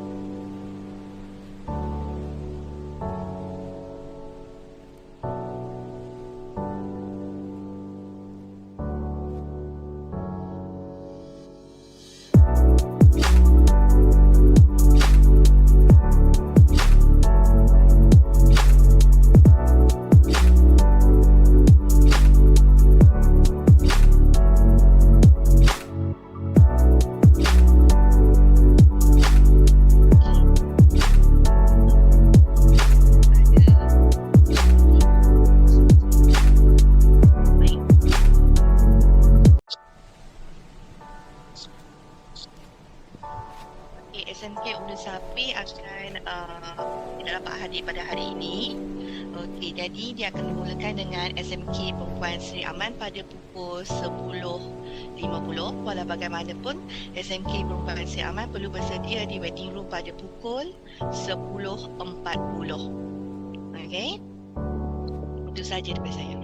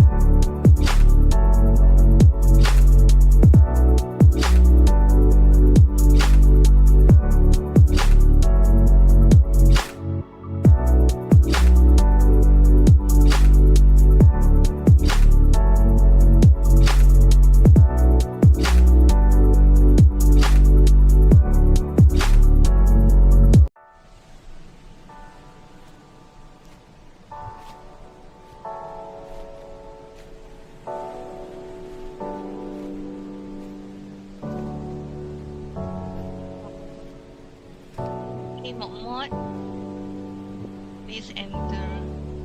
Please join waiting room. Breakout room.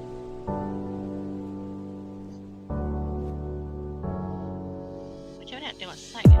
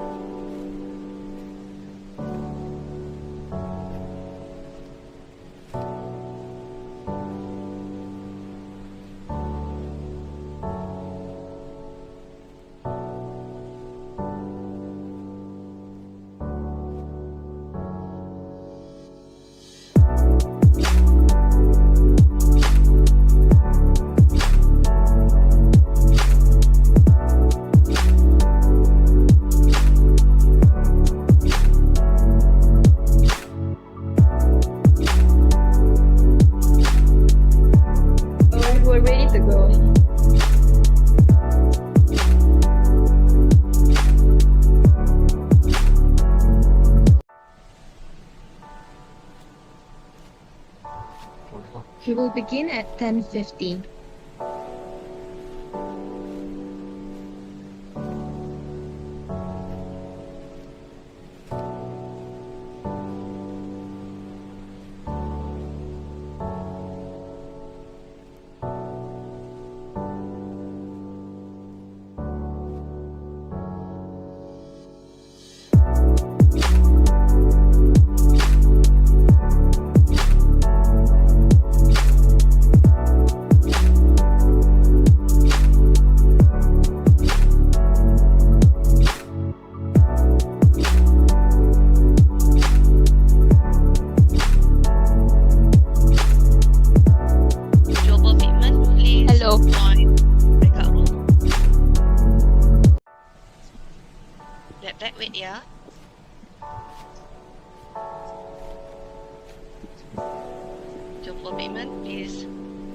join the waiting room.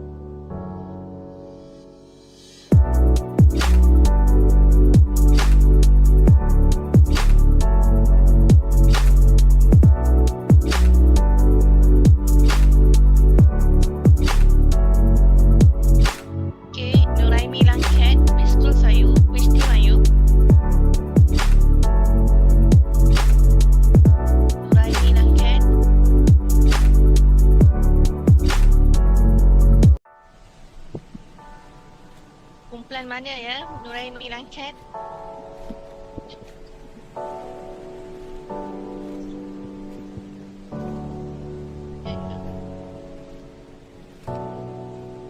Oh, Nuraini, betul lah, Culap Hon.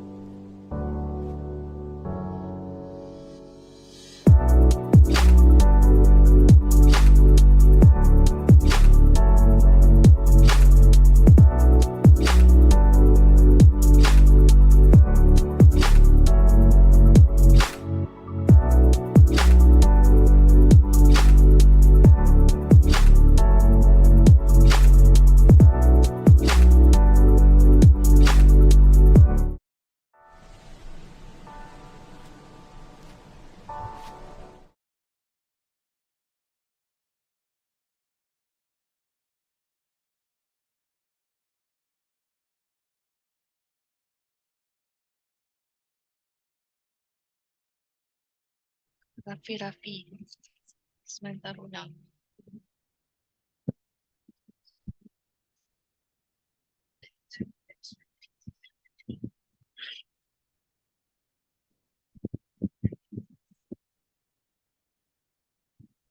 Okay. We will start in 5, 4, 3, 2, 1. Welcome back, everyone. Before we start, I will introduce the judges for the International Pbl-Stem Project Competition 2023, the Grand Final. First judge is Puan Kumati. And second judge is Professor Sri Dalila. Hello. Each participant will be given 10 minutes for their presentation. The pitching will begin shortly. We will resume the pitching for the life science category. Now, we invite the group, lab rats with their project PBL titled Depression Detector to begin their presentation.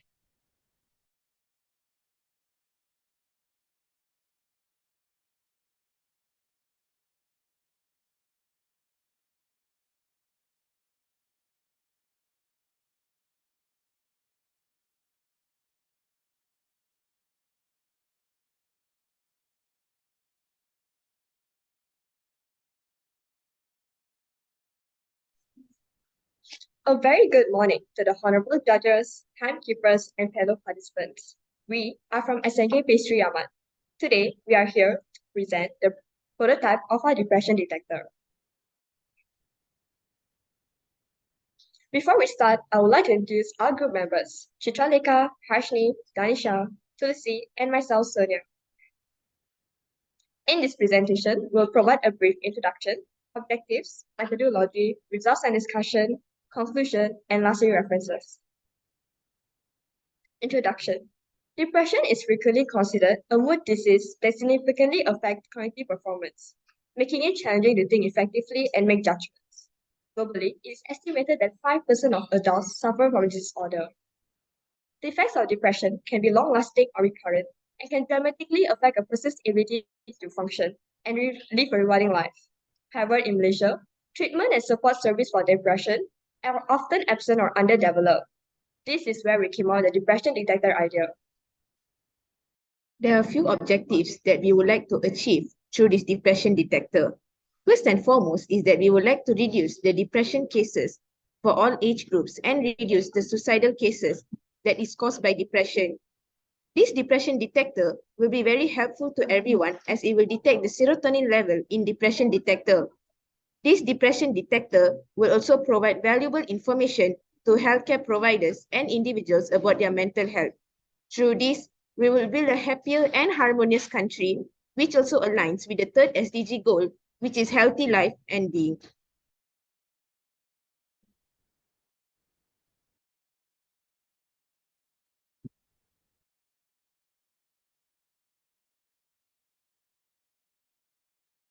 Methodology. TMS is an acronym for transcranial magnetic stimulation.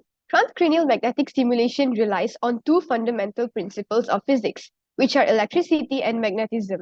It is a procedure that uses magnetic fields to regulate the neural activity of brain structure. So, how does it work? First of all, an assessment will be done to test the strength of magnetic field, the correct placement of the magnetic coils, and the angle of coil. After that, a cushion helmet is placed on the patient's head. The helmet sends out slow then quick pulses of magnetic fields every 15 seconds for 20 to 30 minutes. These pulses create a tapping sensation on the head. Not only that, the levels of the 5 neurotransmitters can be determined by this helmet. Finally, the results of the detection will appear on the computer screen. Patients are recommended to continuously undergo 5 weekly sessions for maximum advantage for about 4 to 6 weeks.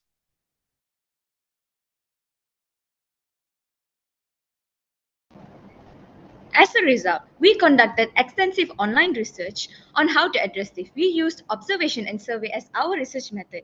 Many factors such as childhood trauma, family history, medication, financial issues, and many others can cause this depression. Most respondents also say that using neurochemical to detect depression in a person is very effective as it is more scientifically advanced and more accurate. Overcoming depression is crucial to have a healthy relationship and physical health. This is a sketch of our solution. We already know Allah's program to divide a specific code into various sections to perform particular tasks. Ours is divided into 5 to find 3 neurochemicals in the brain, which are dopamine, norepinephrine, anandamide, serotonin, and endorphin. These sensors, also known as electrodes, are placed on the person by helmet and are detected by EEG. The sensors will detect brain waves and send them to the CPU to be converted into data. We have created an app to detect depression, to transfer our information there. This app allows you to test your stress level, mood swing, what to consume to increase your serotonin, and to gamify our brains. Here is a video on our prototype.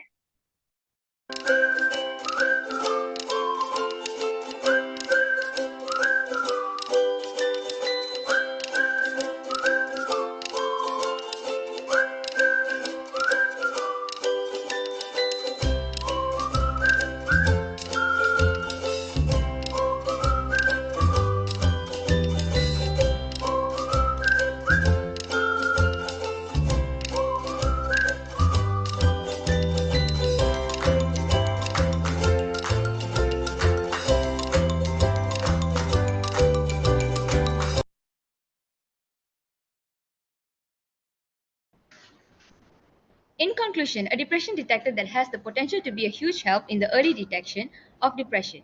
This new way of identifying depression through advanced technology could lead to a decrease in the number of depression cases. That's all from us. Thank you.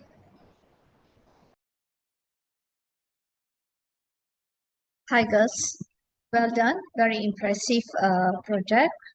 But however, I need some clarification about your project. First of all, why you choose helmet?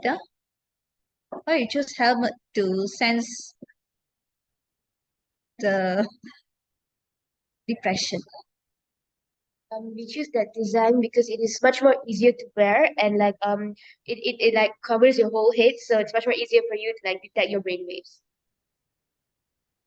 So is there any previous articles you read about it for you to come Yes. out with your invention that the suitable part in your body is the heat or what to detect Yes, it? we have. Okay. And what is if you have you tried out with anyone around you?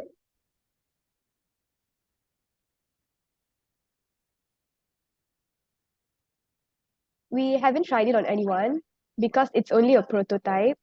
We have a rough idea on how it will be designed. So if let's say we have um, a proper research area, then we'll be able to come up with an actual depression detector. Okay. That's all from me. All the best. Thank you. Okay, girls, actually, if I would like to buy the helmet, then I try to buy the helmet that used to reduce my depression, right? So the helmet that you produce, that you try to prototype is a helmet to measure the depression level or just to detect the other people is depressed or not? It is used to detect depression level of the people that's like wearing the helmet. So yeah. Okay, so after use the helmet, is it The data. will the depression be reduced or not? We use it to detect this one, and then like after that we will do subsequent depending on their depression level, because some people have like light depression, some people have like very high depression, depends on the stages, right? So depending on the person's depression level, we will actually like provide brainwave to like decrease their depression. So it's like 2 in 1. Okay, how much the price if you commercialize this helmet actually with various size, right? Or you just wanted to develop one size only because you think that might be only major people that would be depressed? We have two choices. First of all, it's either creating one machine in where we have a center and those who are facing depression can come and they can join the weekly sessions, or we can also create a helmet in where in every house there's one helmet, so whenever one of the family members or friends are facing depression, they can wear the helmet and they can use it to reduce their depression level. Yes. Okay. Okay. Still we have a time. Amira? Still. Okay. Yes. Are you done? Okay, Sorry, are so you done? yeah, it's okay. Thank you. Good luck, everybody. I hope you can develop your prototype and also ask some advice from a psychology expert. Okay, good luck. Bye-bye. Thank you very much, Thank you Mina. so much. Thank you to the Lab Breads team for the interesting presentation just now. You may leave the session as we would like to proceed with the next team.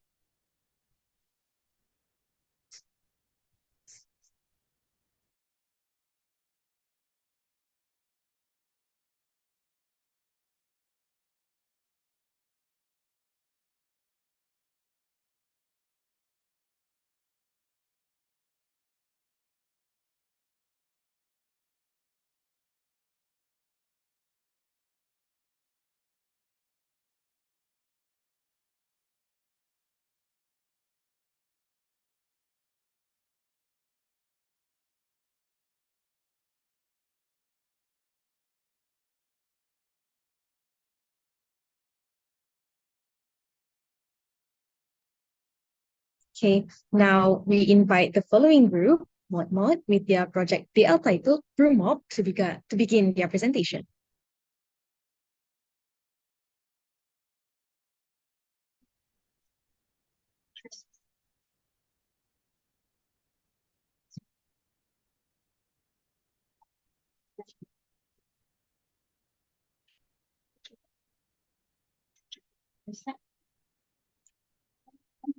Can we start? Yes. Okay.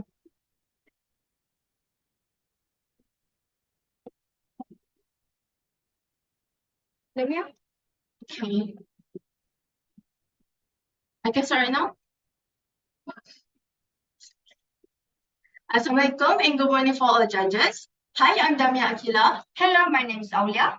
I'm Ashifa Husna. I'm Idiana Falisha. And I'm Hanis Nadra. We are Moy from SMK Kampung Jawa, Kelang Selangor. The product we make is a broom mop, which is a combination of a broom and a mop. Our product was made by recycled materials and the cost was not too high, so everyone can have it.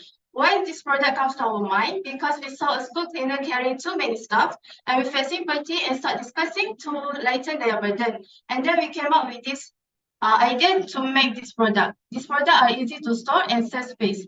We hope our product will reduce and sweeping and mopping because in future are lighter, easy to use and flexible. The objective is to facilitate school cleaning, can be carried easily, and the last one is lighten the burden of school cleaners. Okay, now I would like to share about the method. First of all, identify the problem. We saw the cleaner carrying too many things. Discussion and collection of ideas. We discuss how to make a product. Project selection. We figure out how to make the project. Material collection. We identify the material that will be used in our project. Prototype construction. The construction of the handle structure and part of the broom. Prototype user study. The handle reinforcement test is performed several times. Problem discussion. We discuss problem or weakness in our product with the help of method and successfully deal with the problem. Lastly, remote prototype was successfully built. So I'm gonna talk about the materials. Some of the materials was selected, which are boxes, recycled plastic container, rubber band, and clothes. And the other materials was book, which are broom with 3 ringgit 20 cents, magnet 6 ringgit 70 cents, plastic 50 cents, and the last one is adhesive velcro with 4 ringgit 20 cents. Okay, how to make it? Firstly, we cut part of the back of the container to make the broomstick, and then we put magnet behind of the part we cut. Secondly, we try to combine the recycled plastic container to be made into the broomstick. Thirdly, we try to strengthen the rod with add the rubber band and cable tie. Fourth, we made improvement because the rod was quite soft and not very strong. To make the stick harder, we add a box on the magnetic side. Then, the process of making a broom mop, we made measurements on other recycled plastic container to put a broom and a clothes in the container. After that, we drill a hole at the container to put the plastic. Next, we stick the broom at the stem. Then we stick the box on the clothes and the lining and united. Finally, we put the broom mop in the container that has been drilled. The mass of broom mop is 395.69 grams. This video, I will show you how broom mop works.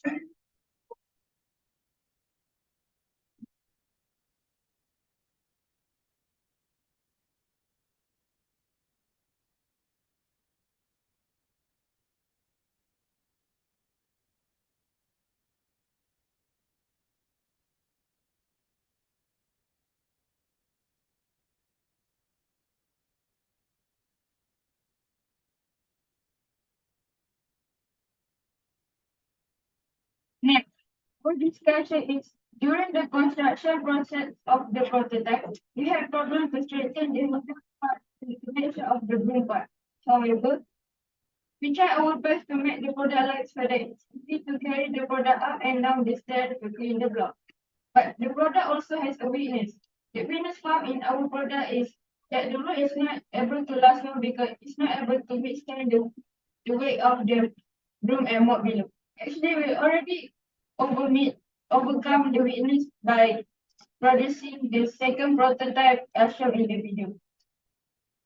As the conclusion,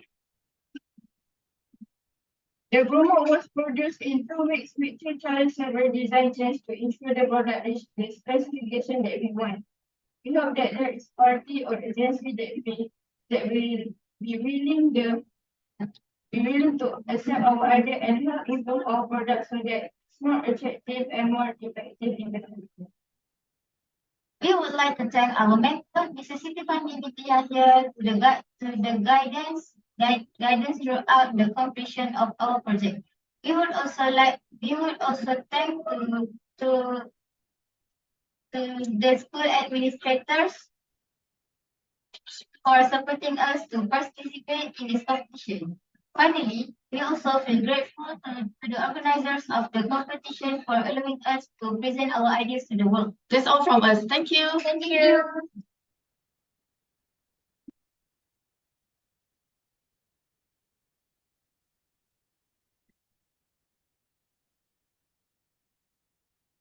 Okay, guys, ladies, girl. Okay, so this is a very good for me, like mom, right? Make it simple to move and also yeah. Okay, I have a question. You have developed the product. What do you think if this product is added with mopping liquid, and also this product functions to dry the floor immediately by adding something? What do you think? I'm not sure. Might be you need to add some element or compartment include in your mop. What do you think? It's a good idea. We will try. Thank you. We will try to improve the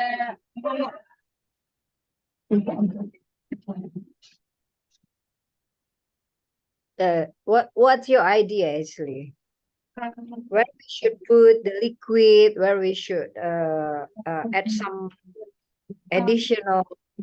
Yeah. I think I will put more extra container At the broom. That's all? Yeah, that's all. Yes, that's all. Okay. Okay, from me, I think that's all. Amira might be another jury. Thank Yeah. you. Good luck. Hi, girls. It's a very impressive idea. And I wonder, may I know what is your novelty or what is your plus point of your product compared to the one which already in the market?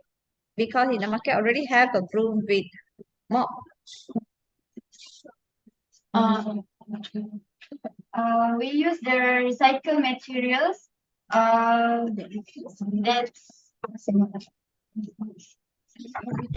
and it's easy to find.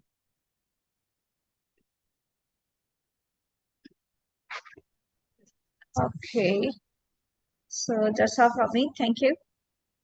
Okay, thank you.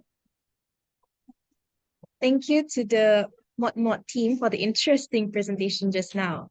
You may leave the session as we would like to proceed with the next team. Okay, thank you.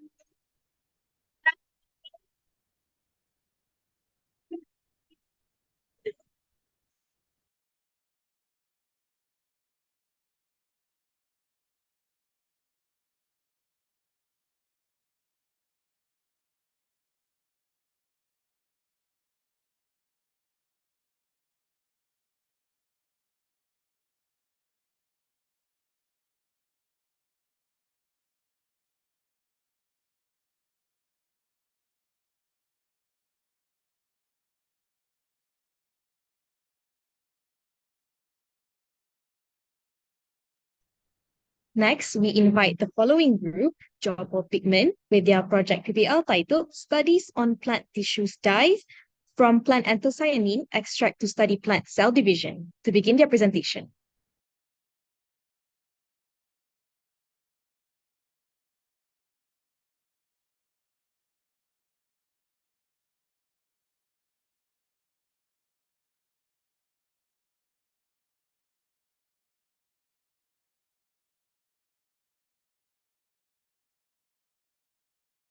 Hello, my name is Melissa Wanalat. My name is Nuremi Lanke. Today we are students from Princess Tulapa Science High School students. Today we're going to present about a study on plant tissue dye from plant anthocyanin extract to study plant cell division. Nowadays, the study of chromosome cell and the division of living cells are frequently studied using synthetic chemical to build various parts. Acetylcholine has been the most common synthetic chemical for staining because it's really costly, and the acetic acid and carmine paint ingredient might physically damage the researcher. To replace acetylcholine, we have been conducted to extract color from natural plants, which are affordable, simple to find, and secure for them. Natural plant pigments that can be dyed chromosome are anthocyanin group, which have similar property to carmine color by reducing the use of synthetic chemicals that contain chemicals that are harmful to both people and the environment. The plant uses for chromosomal coloring were mulberry, beetroot, and red flesh dragon fruit. An objective first to study the extraction method of anthocyanin pigment from plants. Second, to compare the efficiency of plant anthocyanin extract on the staining of plant cells. Third, to study the concentration of extract suitable for staining plant cells. Fourth, to compare the efficiency of chromosome staining between acetylcholine and plant anthocyanin dyes. For method, first, mulberry, beetroot, and red flesh dragon fruit were immersed in 95% ethanol for 72 hours. And then it was filtered with a pressure reducing filter with Whatman #1 filter paper. Next, The extract was evaporated with an evaporator at 45 degrees Celsius. Next, the extract obtained from the first part were mixed with the solvent in the pressure of 1 to 1, 1 to 2, and 1 to 3 respectively. And next, we dilute our extract with a pH 1 and pH 4.5 buffer solution and take the solution to measure the absorbent wavelength 510 and 700 nanometers respectively. Next, we take it to look at under the microscope. And this one is a shiny shape and onion root tip cell was seen using anthocyanin dyes.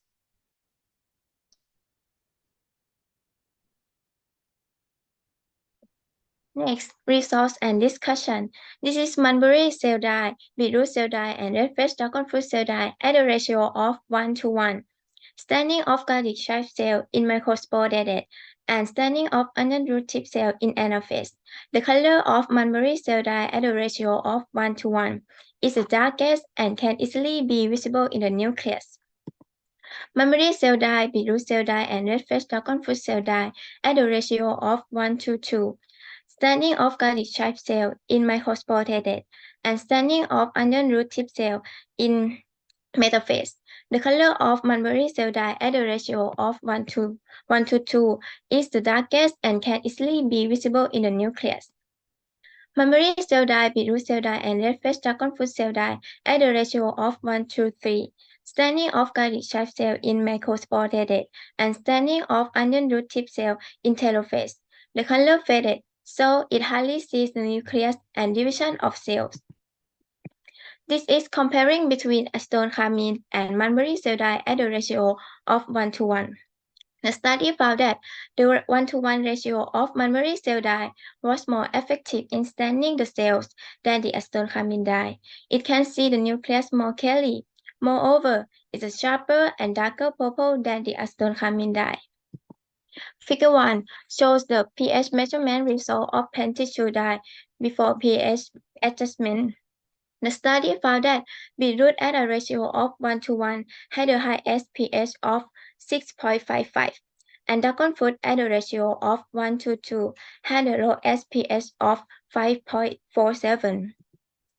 Figure 2, graph showing absorbance and wavelength of anthocyanin in buffer solution pH 1 and 4.5. The study found that mulberry cell dye in a buffer solution with pH 1 and pH 4.5 has an absorbance at a wavelength between 460 to 560 nanometers as a structural form of anthocyanin. In conclusion, mulberry cell dye, the ratio of 1 to 1 was more effective in staining cell than acetone carmine. The boundary of the cell and the nucleus are visible. It is a sharper and darker purple than the acetone carmine dye. In addition, it has an absorbance wavelength between 460 to 560 nanometers. So, the extract obtained is a substance that contains anthocyanin as a component. Thank you.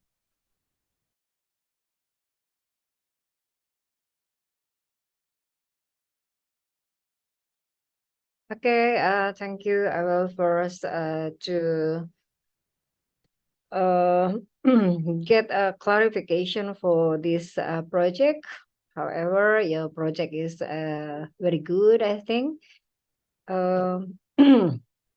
This study has probably been done a lot, right?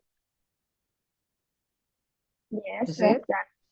Yeah. So, what is the novelty of this study? What is the new of this study? We found that we can dye we can use plant to use anthocyanin from plant to dye cell division, plant cell division. Oh, well, we choose plant because it promotes local farming and increase farmer revenue.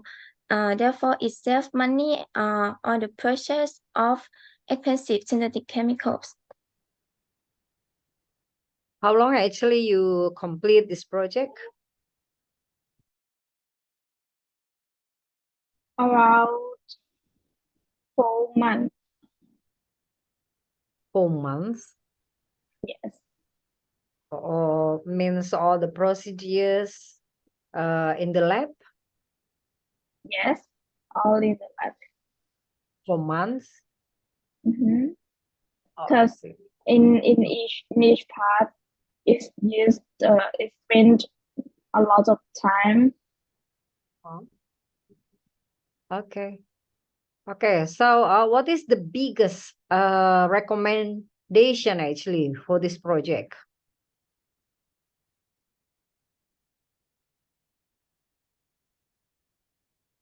We will take the we will take the extract to make a dye powder in the future. Okay, so you recommend to combine the fruit that you explained just now, or just mulberry, beetroot, and dragon fruit. You recommend to combine all those? We will change. At first, it is liquid. The color is liquid, and next we gonna change it to powder for staining them. Okay, that's all from me. Thank you and good luck, everybody. Back to Amira. Thank you. Thank you. Hi, I want to ask regarding the main source of the staining. You got it from mulberry, beetroot, and also red flash dragon fruit, right? So may I know why you choose these three? At first we research what plants that have anthocyanin, and then we found that mulberry, beetroot, and red fish dragon fruit they have anthocyanin, and we can easily buy these three fruit. Yes, and that's why we use these three. Okay, to my understanding, this one can be oxidized. So, is it that you use a fresh preparation of this stain to do your studies, or how? Every time you need to prepare a fresh one, or you can prepare and keep it? We prepare and keep it. We use a fresh, and then we keep it. We use fresh food, and then keep it in like extract. Yes, extract. Thank you. Thank you to the team. Thank you to the team Job of Pigment for the interesting presentation just now. Unfortunately, your time is up. You may leave the session as we would like to proceed with the next team. Thank you. Okay, thank you.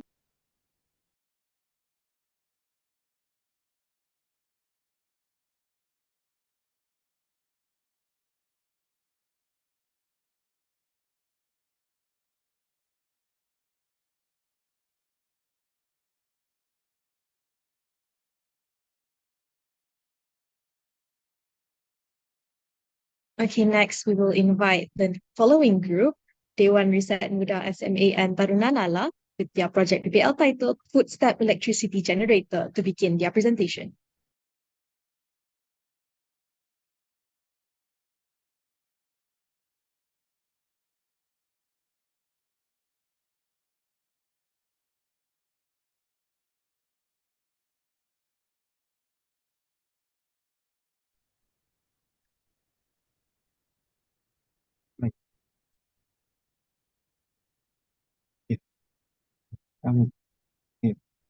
Assalamualaikum warahmatullahi wabarakatuh. Good evening, the judge. Our from SMIN Tarunala Jawa Timur from Indonesia. Let our presented our innovation. So the abstract is Indonesia is a country with a population of 273.52 million. Of course, the use of electricity in Indonesia cannot be said to be small. Indonesia per capita electricity consumption in 2022 reached 1.173 kilowatt hour per capita, up about 40% compared to the energy that use coal as fuel, which has many side effects such as damage to the surrounding environment, air pollution, global warming. To prevent even worse effect in the future, we make an innovation that can help reduce the use of coal-fired power plant to renewable energy. With this research, we believe it can help reduce and eliminate side effects that are detrimental to the environment and nature around. Now we're going to the method. The method is how this product working. Number one, the tool is pressed by stepping on it with road users. Number two, the press tool will move the piston connected to the generator shaft. Number three, after the piston connected to the generator shaft rotates, the generator will produce electricity which will turn on the connected light. The next is research and discussion. The first one is electricity in Indonesia. Fuel-based power plants, especially coal for electricity generation. The next one is understanding electricity. Electricity is crucial for modern life and makes daily activities easier. Many countries, including Indonesia, still rely on fossil fuels for electricity, leading to environmental damage. And then fossil fuel usage is a major contributor to global warming. Negative impact of fossil fuel-based electricity usage. The first one is increased electricity demand leads to the construction of power plants, extensive use of degradation due to excessive coal exploitation. Fossil fuel-based power plants emit harmful gas like CO2, SO2, and NOx, contributing to global warming. The next one is global warming leads to long-term consequences, including melting polar ice caps, rising sea level, coastal damage, and the disappearance of small islands due to sea level rise. The next one is definition of renewable energy. Renewable, renewable energy refers to source from the natural environment that can be replenished continue as an alternative energy source. The next one was innovation in renewable energy. There have been several innovations in renewable energy worldwide, such as a solar panel, wind turbines, water turbines, and others. This existing innovation can still be electricity generator. The first one is currently research is being conducted on the footstep electricity generator. The next one is this device utilities the pressure from the body weight while working to generate electricity. The conclusion is the footstep electricity generator has undergone research and development improve its performance, efficiency, and reliability. This involves selecting strong and lightweight materials for durability, optimizing kinetic energy collection and storage system, and enhancing energy conversion technology for maximum power generation from each footstep. Efforts also focus on designing efficient and safe there are still shortcomings in calculating the electricity generated by the device. Nonetheless, the goal is to make it more efficient and aligned with sustainable energy requirements for broader application in various environment and scenarios. That's all about our presentation. If you have any feedback, please provide it to us. Thank you. Thank you.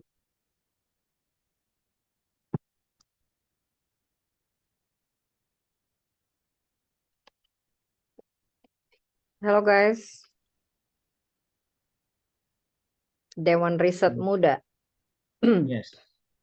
Okay, so could you show the title, the slide of the title of your project, please? Okay, footstep electricity generator. This is actually the prototype or just your idea or just literature review? This was our prototype. Prototype. Could you show how it built the prototype, like the scheme or diagram or something? I will show You I will have show the you product. about our product. So this is our product. Yeah. Could you show higher? Okay. Okay. So could you please to explain a little bit about this project? Okay, so from the method that explained by my friend,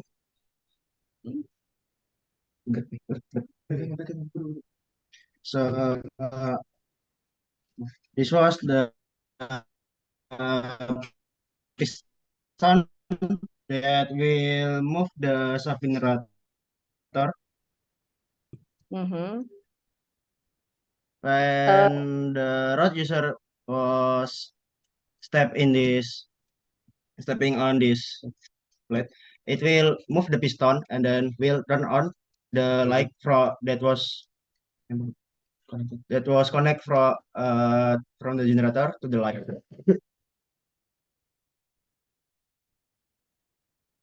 Okay, okay, okay. So the last question from me: how much the budget to develop this generator?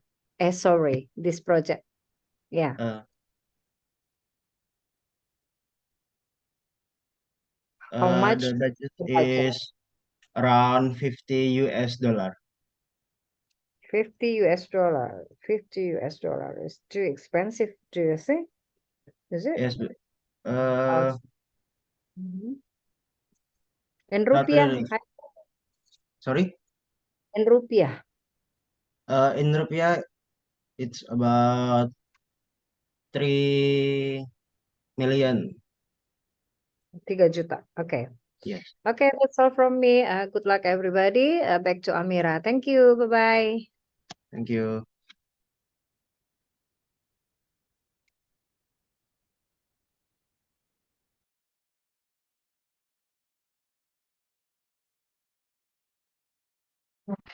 Juan Kamati, would you like to say anything? No, whatever I want to ask, Doctor already asked already. Okay, that's great. Thank you to the Dewan Riset Muda SMA and Tarunanala team for the interesting presentation just now. You may leave the session as we would like to proceed with the next team.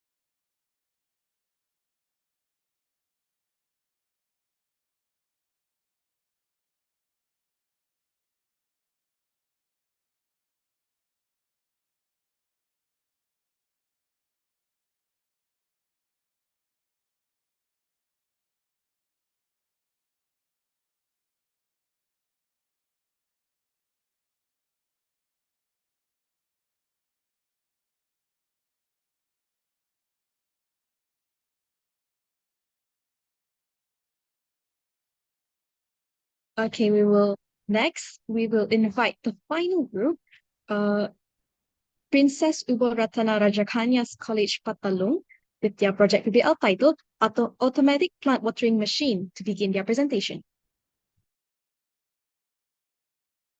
Hello.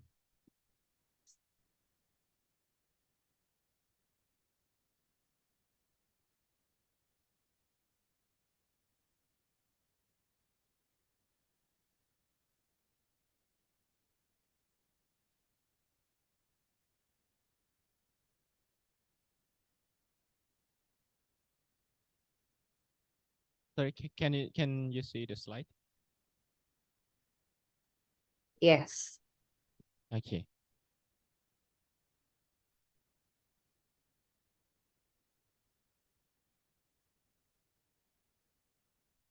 Hello everybody. We are student from Princess Ubon Ratana Rashakanya College, Pasulu. Sadikat. Okay. Today we will present about the automatic plant watering machine that we been learning and try to study with it.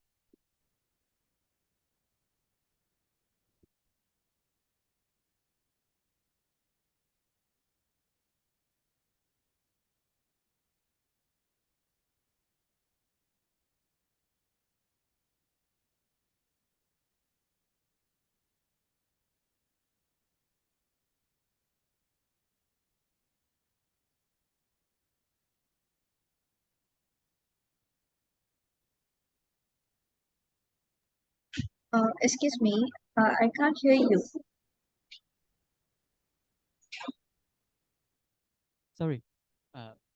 Background and significance of the problem. Chili is a plant that is growing more popular nowadays, but people have less time to take care of it.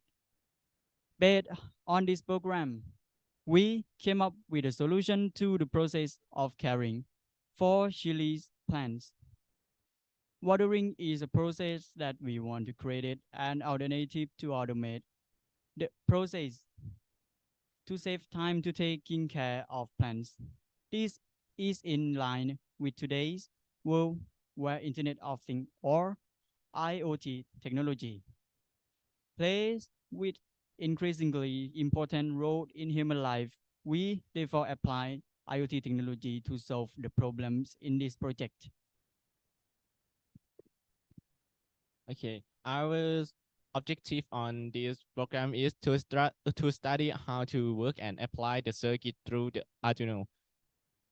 And second, to study the design of watering equipment. The scope of the project. First, invention and experimental area. Second, time of invention. Duration and location of the project. Uh, we work with this project at the Princess Ubon Ratana Rashakanya College, Pashulung, at the address 557 Ramet Road, Kuha Sawan Sub-District, Muang District, Pathalung Province, Thailand. Expect benefits. First, be able to understand the operation of the microcontroller device and there's also associated device able to create a smart fence faucets.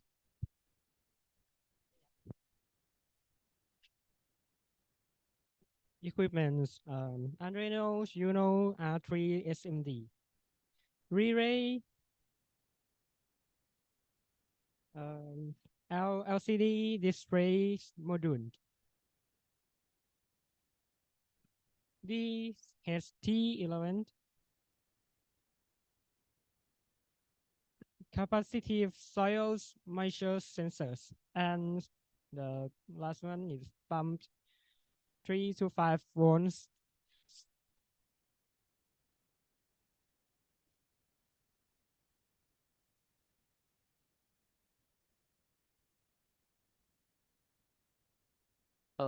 Working principle and how to use.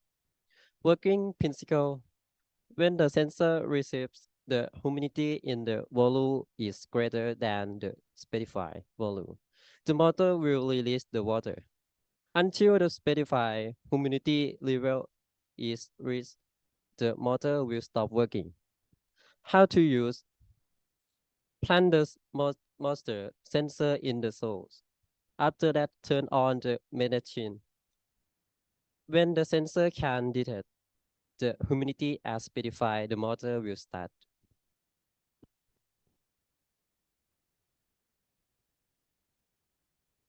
Summary and recommended. Project summary. In conclusion, the automatic watering machine is consists of measuring system. Physical environment value is consists of soil and air. Moisturizer value to use to order watering from the experiment was found. that the automatic watering machine needs to test more too, to be used to summarize the data, to be more precise, and to improve and develop for the good performance to workplace in the future.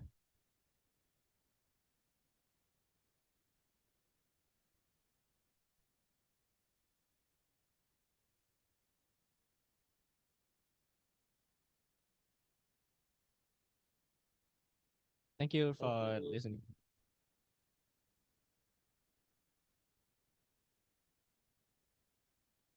Okay. Hello guys. Hi. I'm Hello. first. Hello. Okay. Yeah. Good. Project actually. However, my question is, can this product also be used for other plants? Yes, but No. we yes we Uh-huh. it can is that, but we have to increase the amount of water in the tank. Okay. Chili and also like Union. What do you think? Should Uh, also improve this product?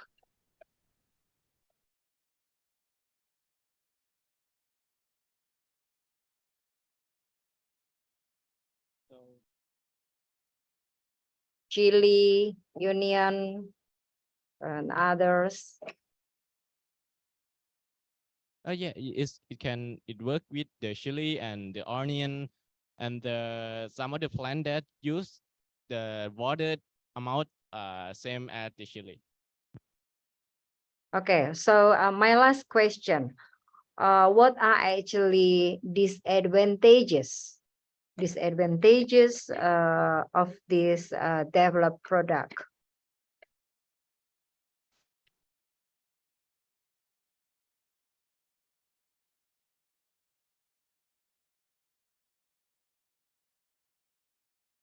Or what else that need to be improved?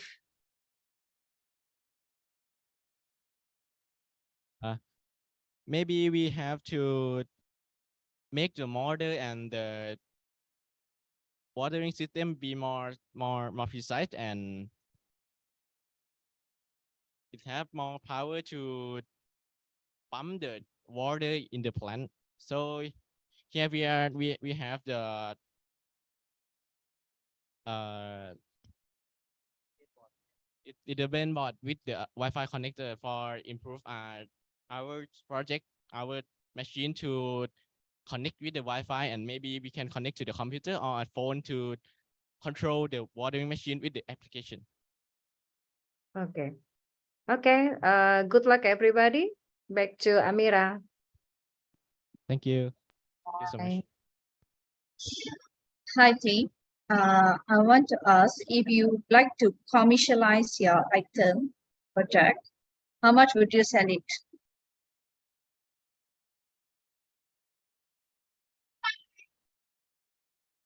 Maybe the 250 baht around is around $10. So, compared to the kit in the market, how yours is different?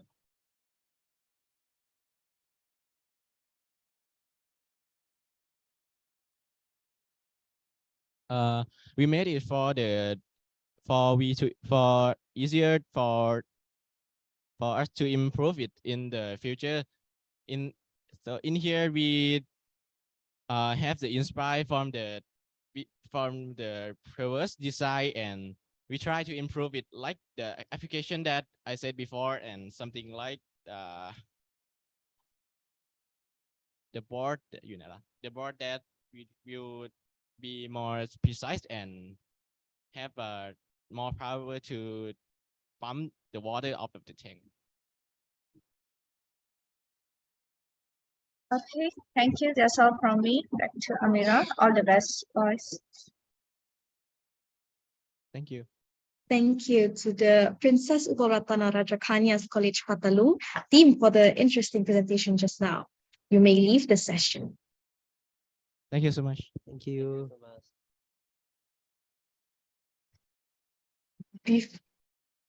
Before the event concludes, I invite a representative from the judges to provide feedback on today's pitching.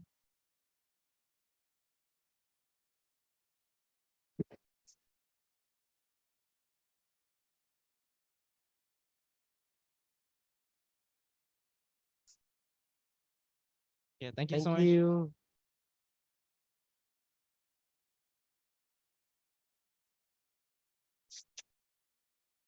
Amira, actually, we always still have 1, 2, 3 participants. I came to know from the group, the SMK Ulu, they're having some technical issues. There's no electricity, so they'll be doing their pitching tomorrow. Okay, so also for all 3 groups, you mean? For all 3 groups. Yes, yes. There's no electricity, it seems. So they have to do it tomorrow. Okay. Okay, thank you. So Amira, do you need a feedback today? Yes, Actually, please. actually, how long actually we have the time to judge the participant? For like me, 2 minutes, 3 minutes, and another jury 2 or 3 minutes, something like that. 532. 532 minutes. For all jury. Yes.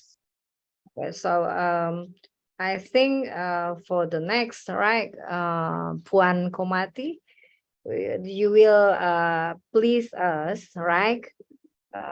Like I'm the first for this participant, and for the second participant should be Puan Komati, right? And for the third participant, so we will not confuse who will be the first to give some question.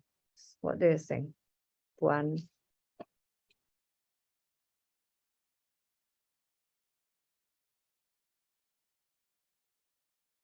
And an explanation for the participant might be they know how long they will present.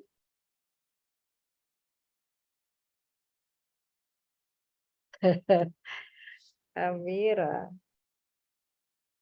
I was supposedly there's 5 minutes for the participants to present and 3 minutes for the judges for the Q&As. Okay, for both judges, 3 minutes only. Yes. Okay, so Yes. it's good. Yeah, that's good. I know now. Okay, that's all from me. Thank you very much. Okay, based on me, just in technical side lah, I think we have to improve. Rather than you ask them to go to the breakout room, it's better for us to be in the breakout room and do the judging. So from the main hall, you assign the participant to the breakout room.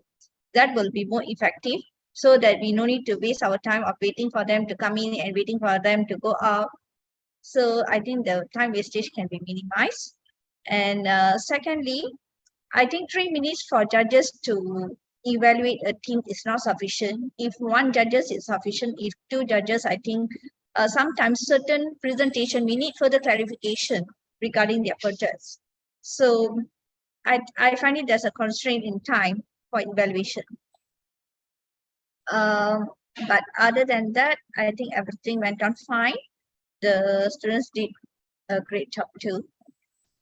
And nice working with Prof. And also you, Amira.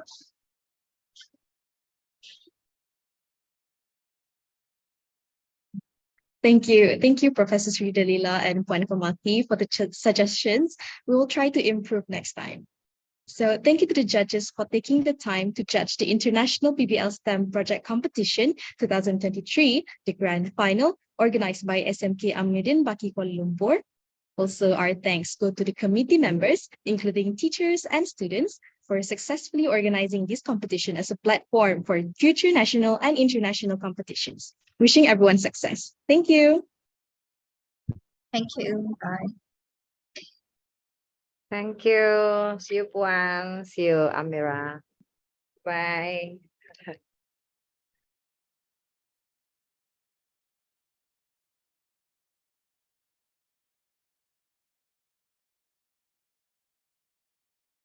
Recording stopped.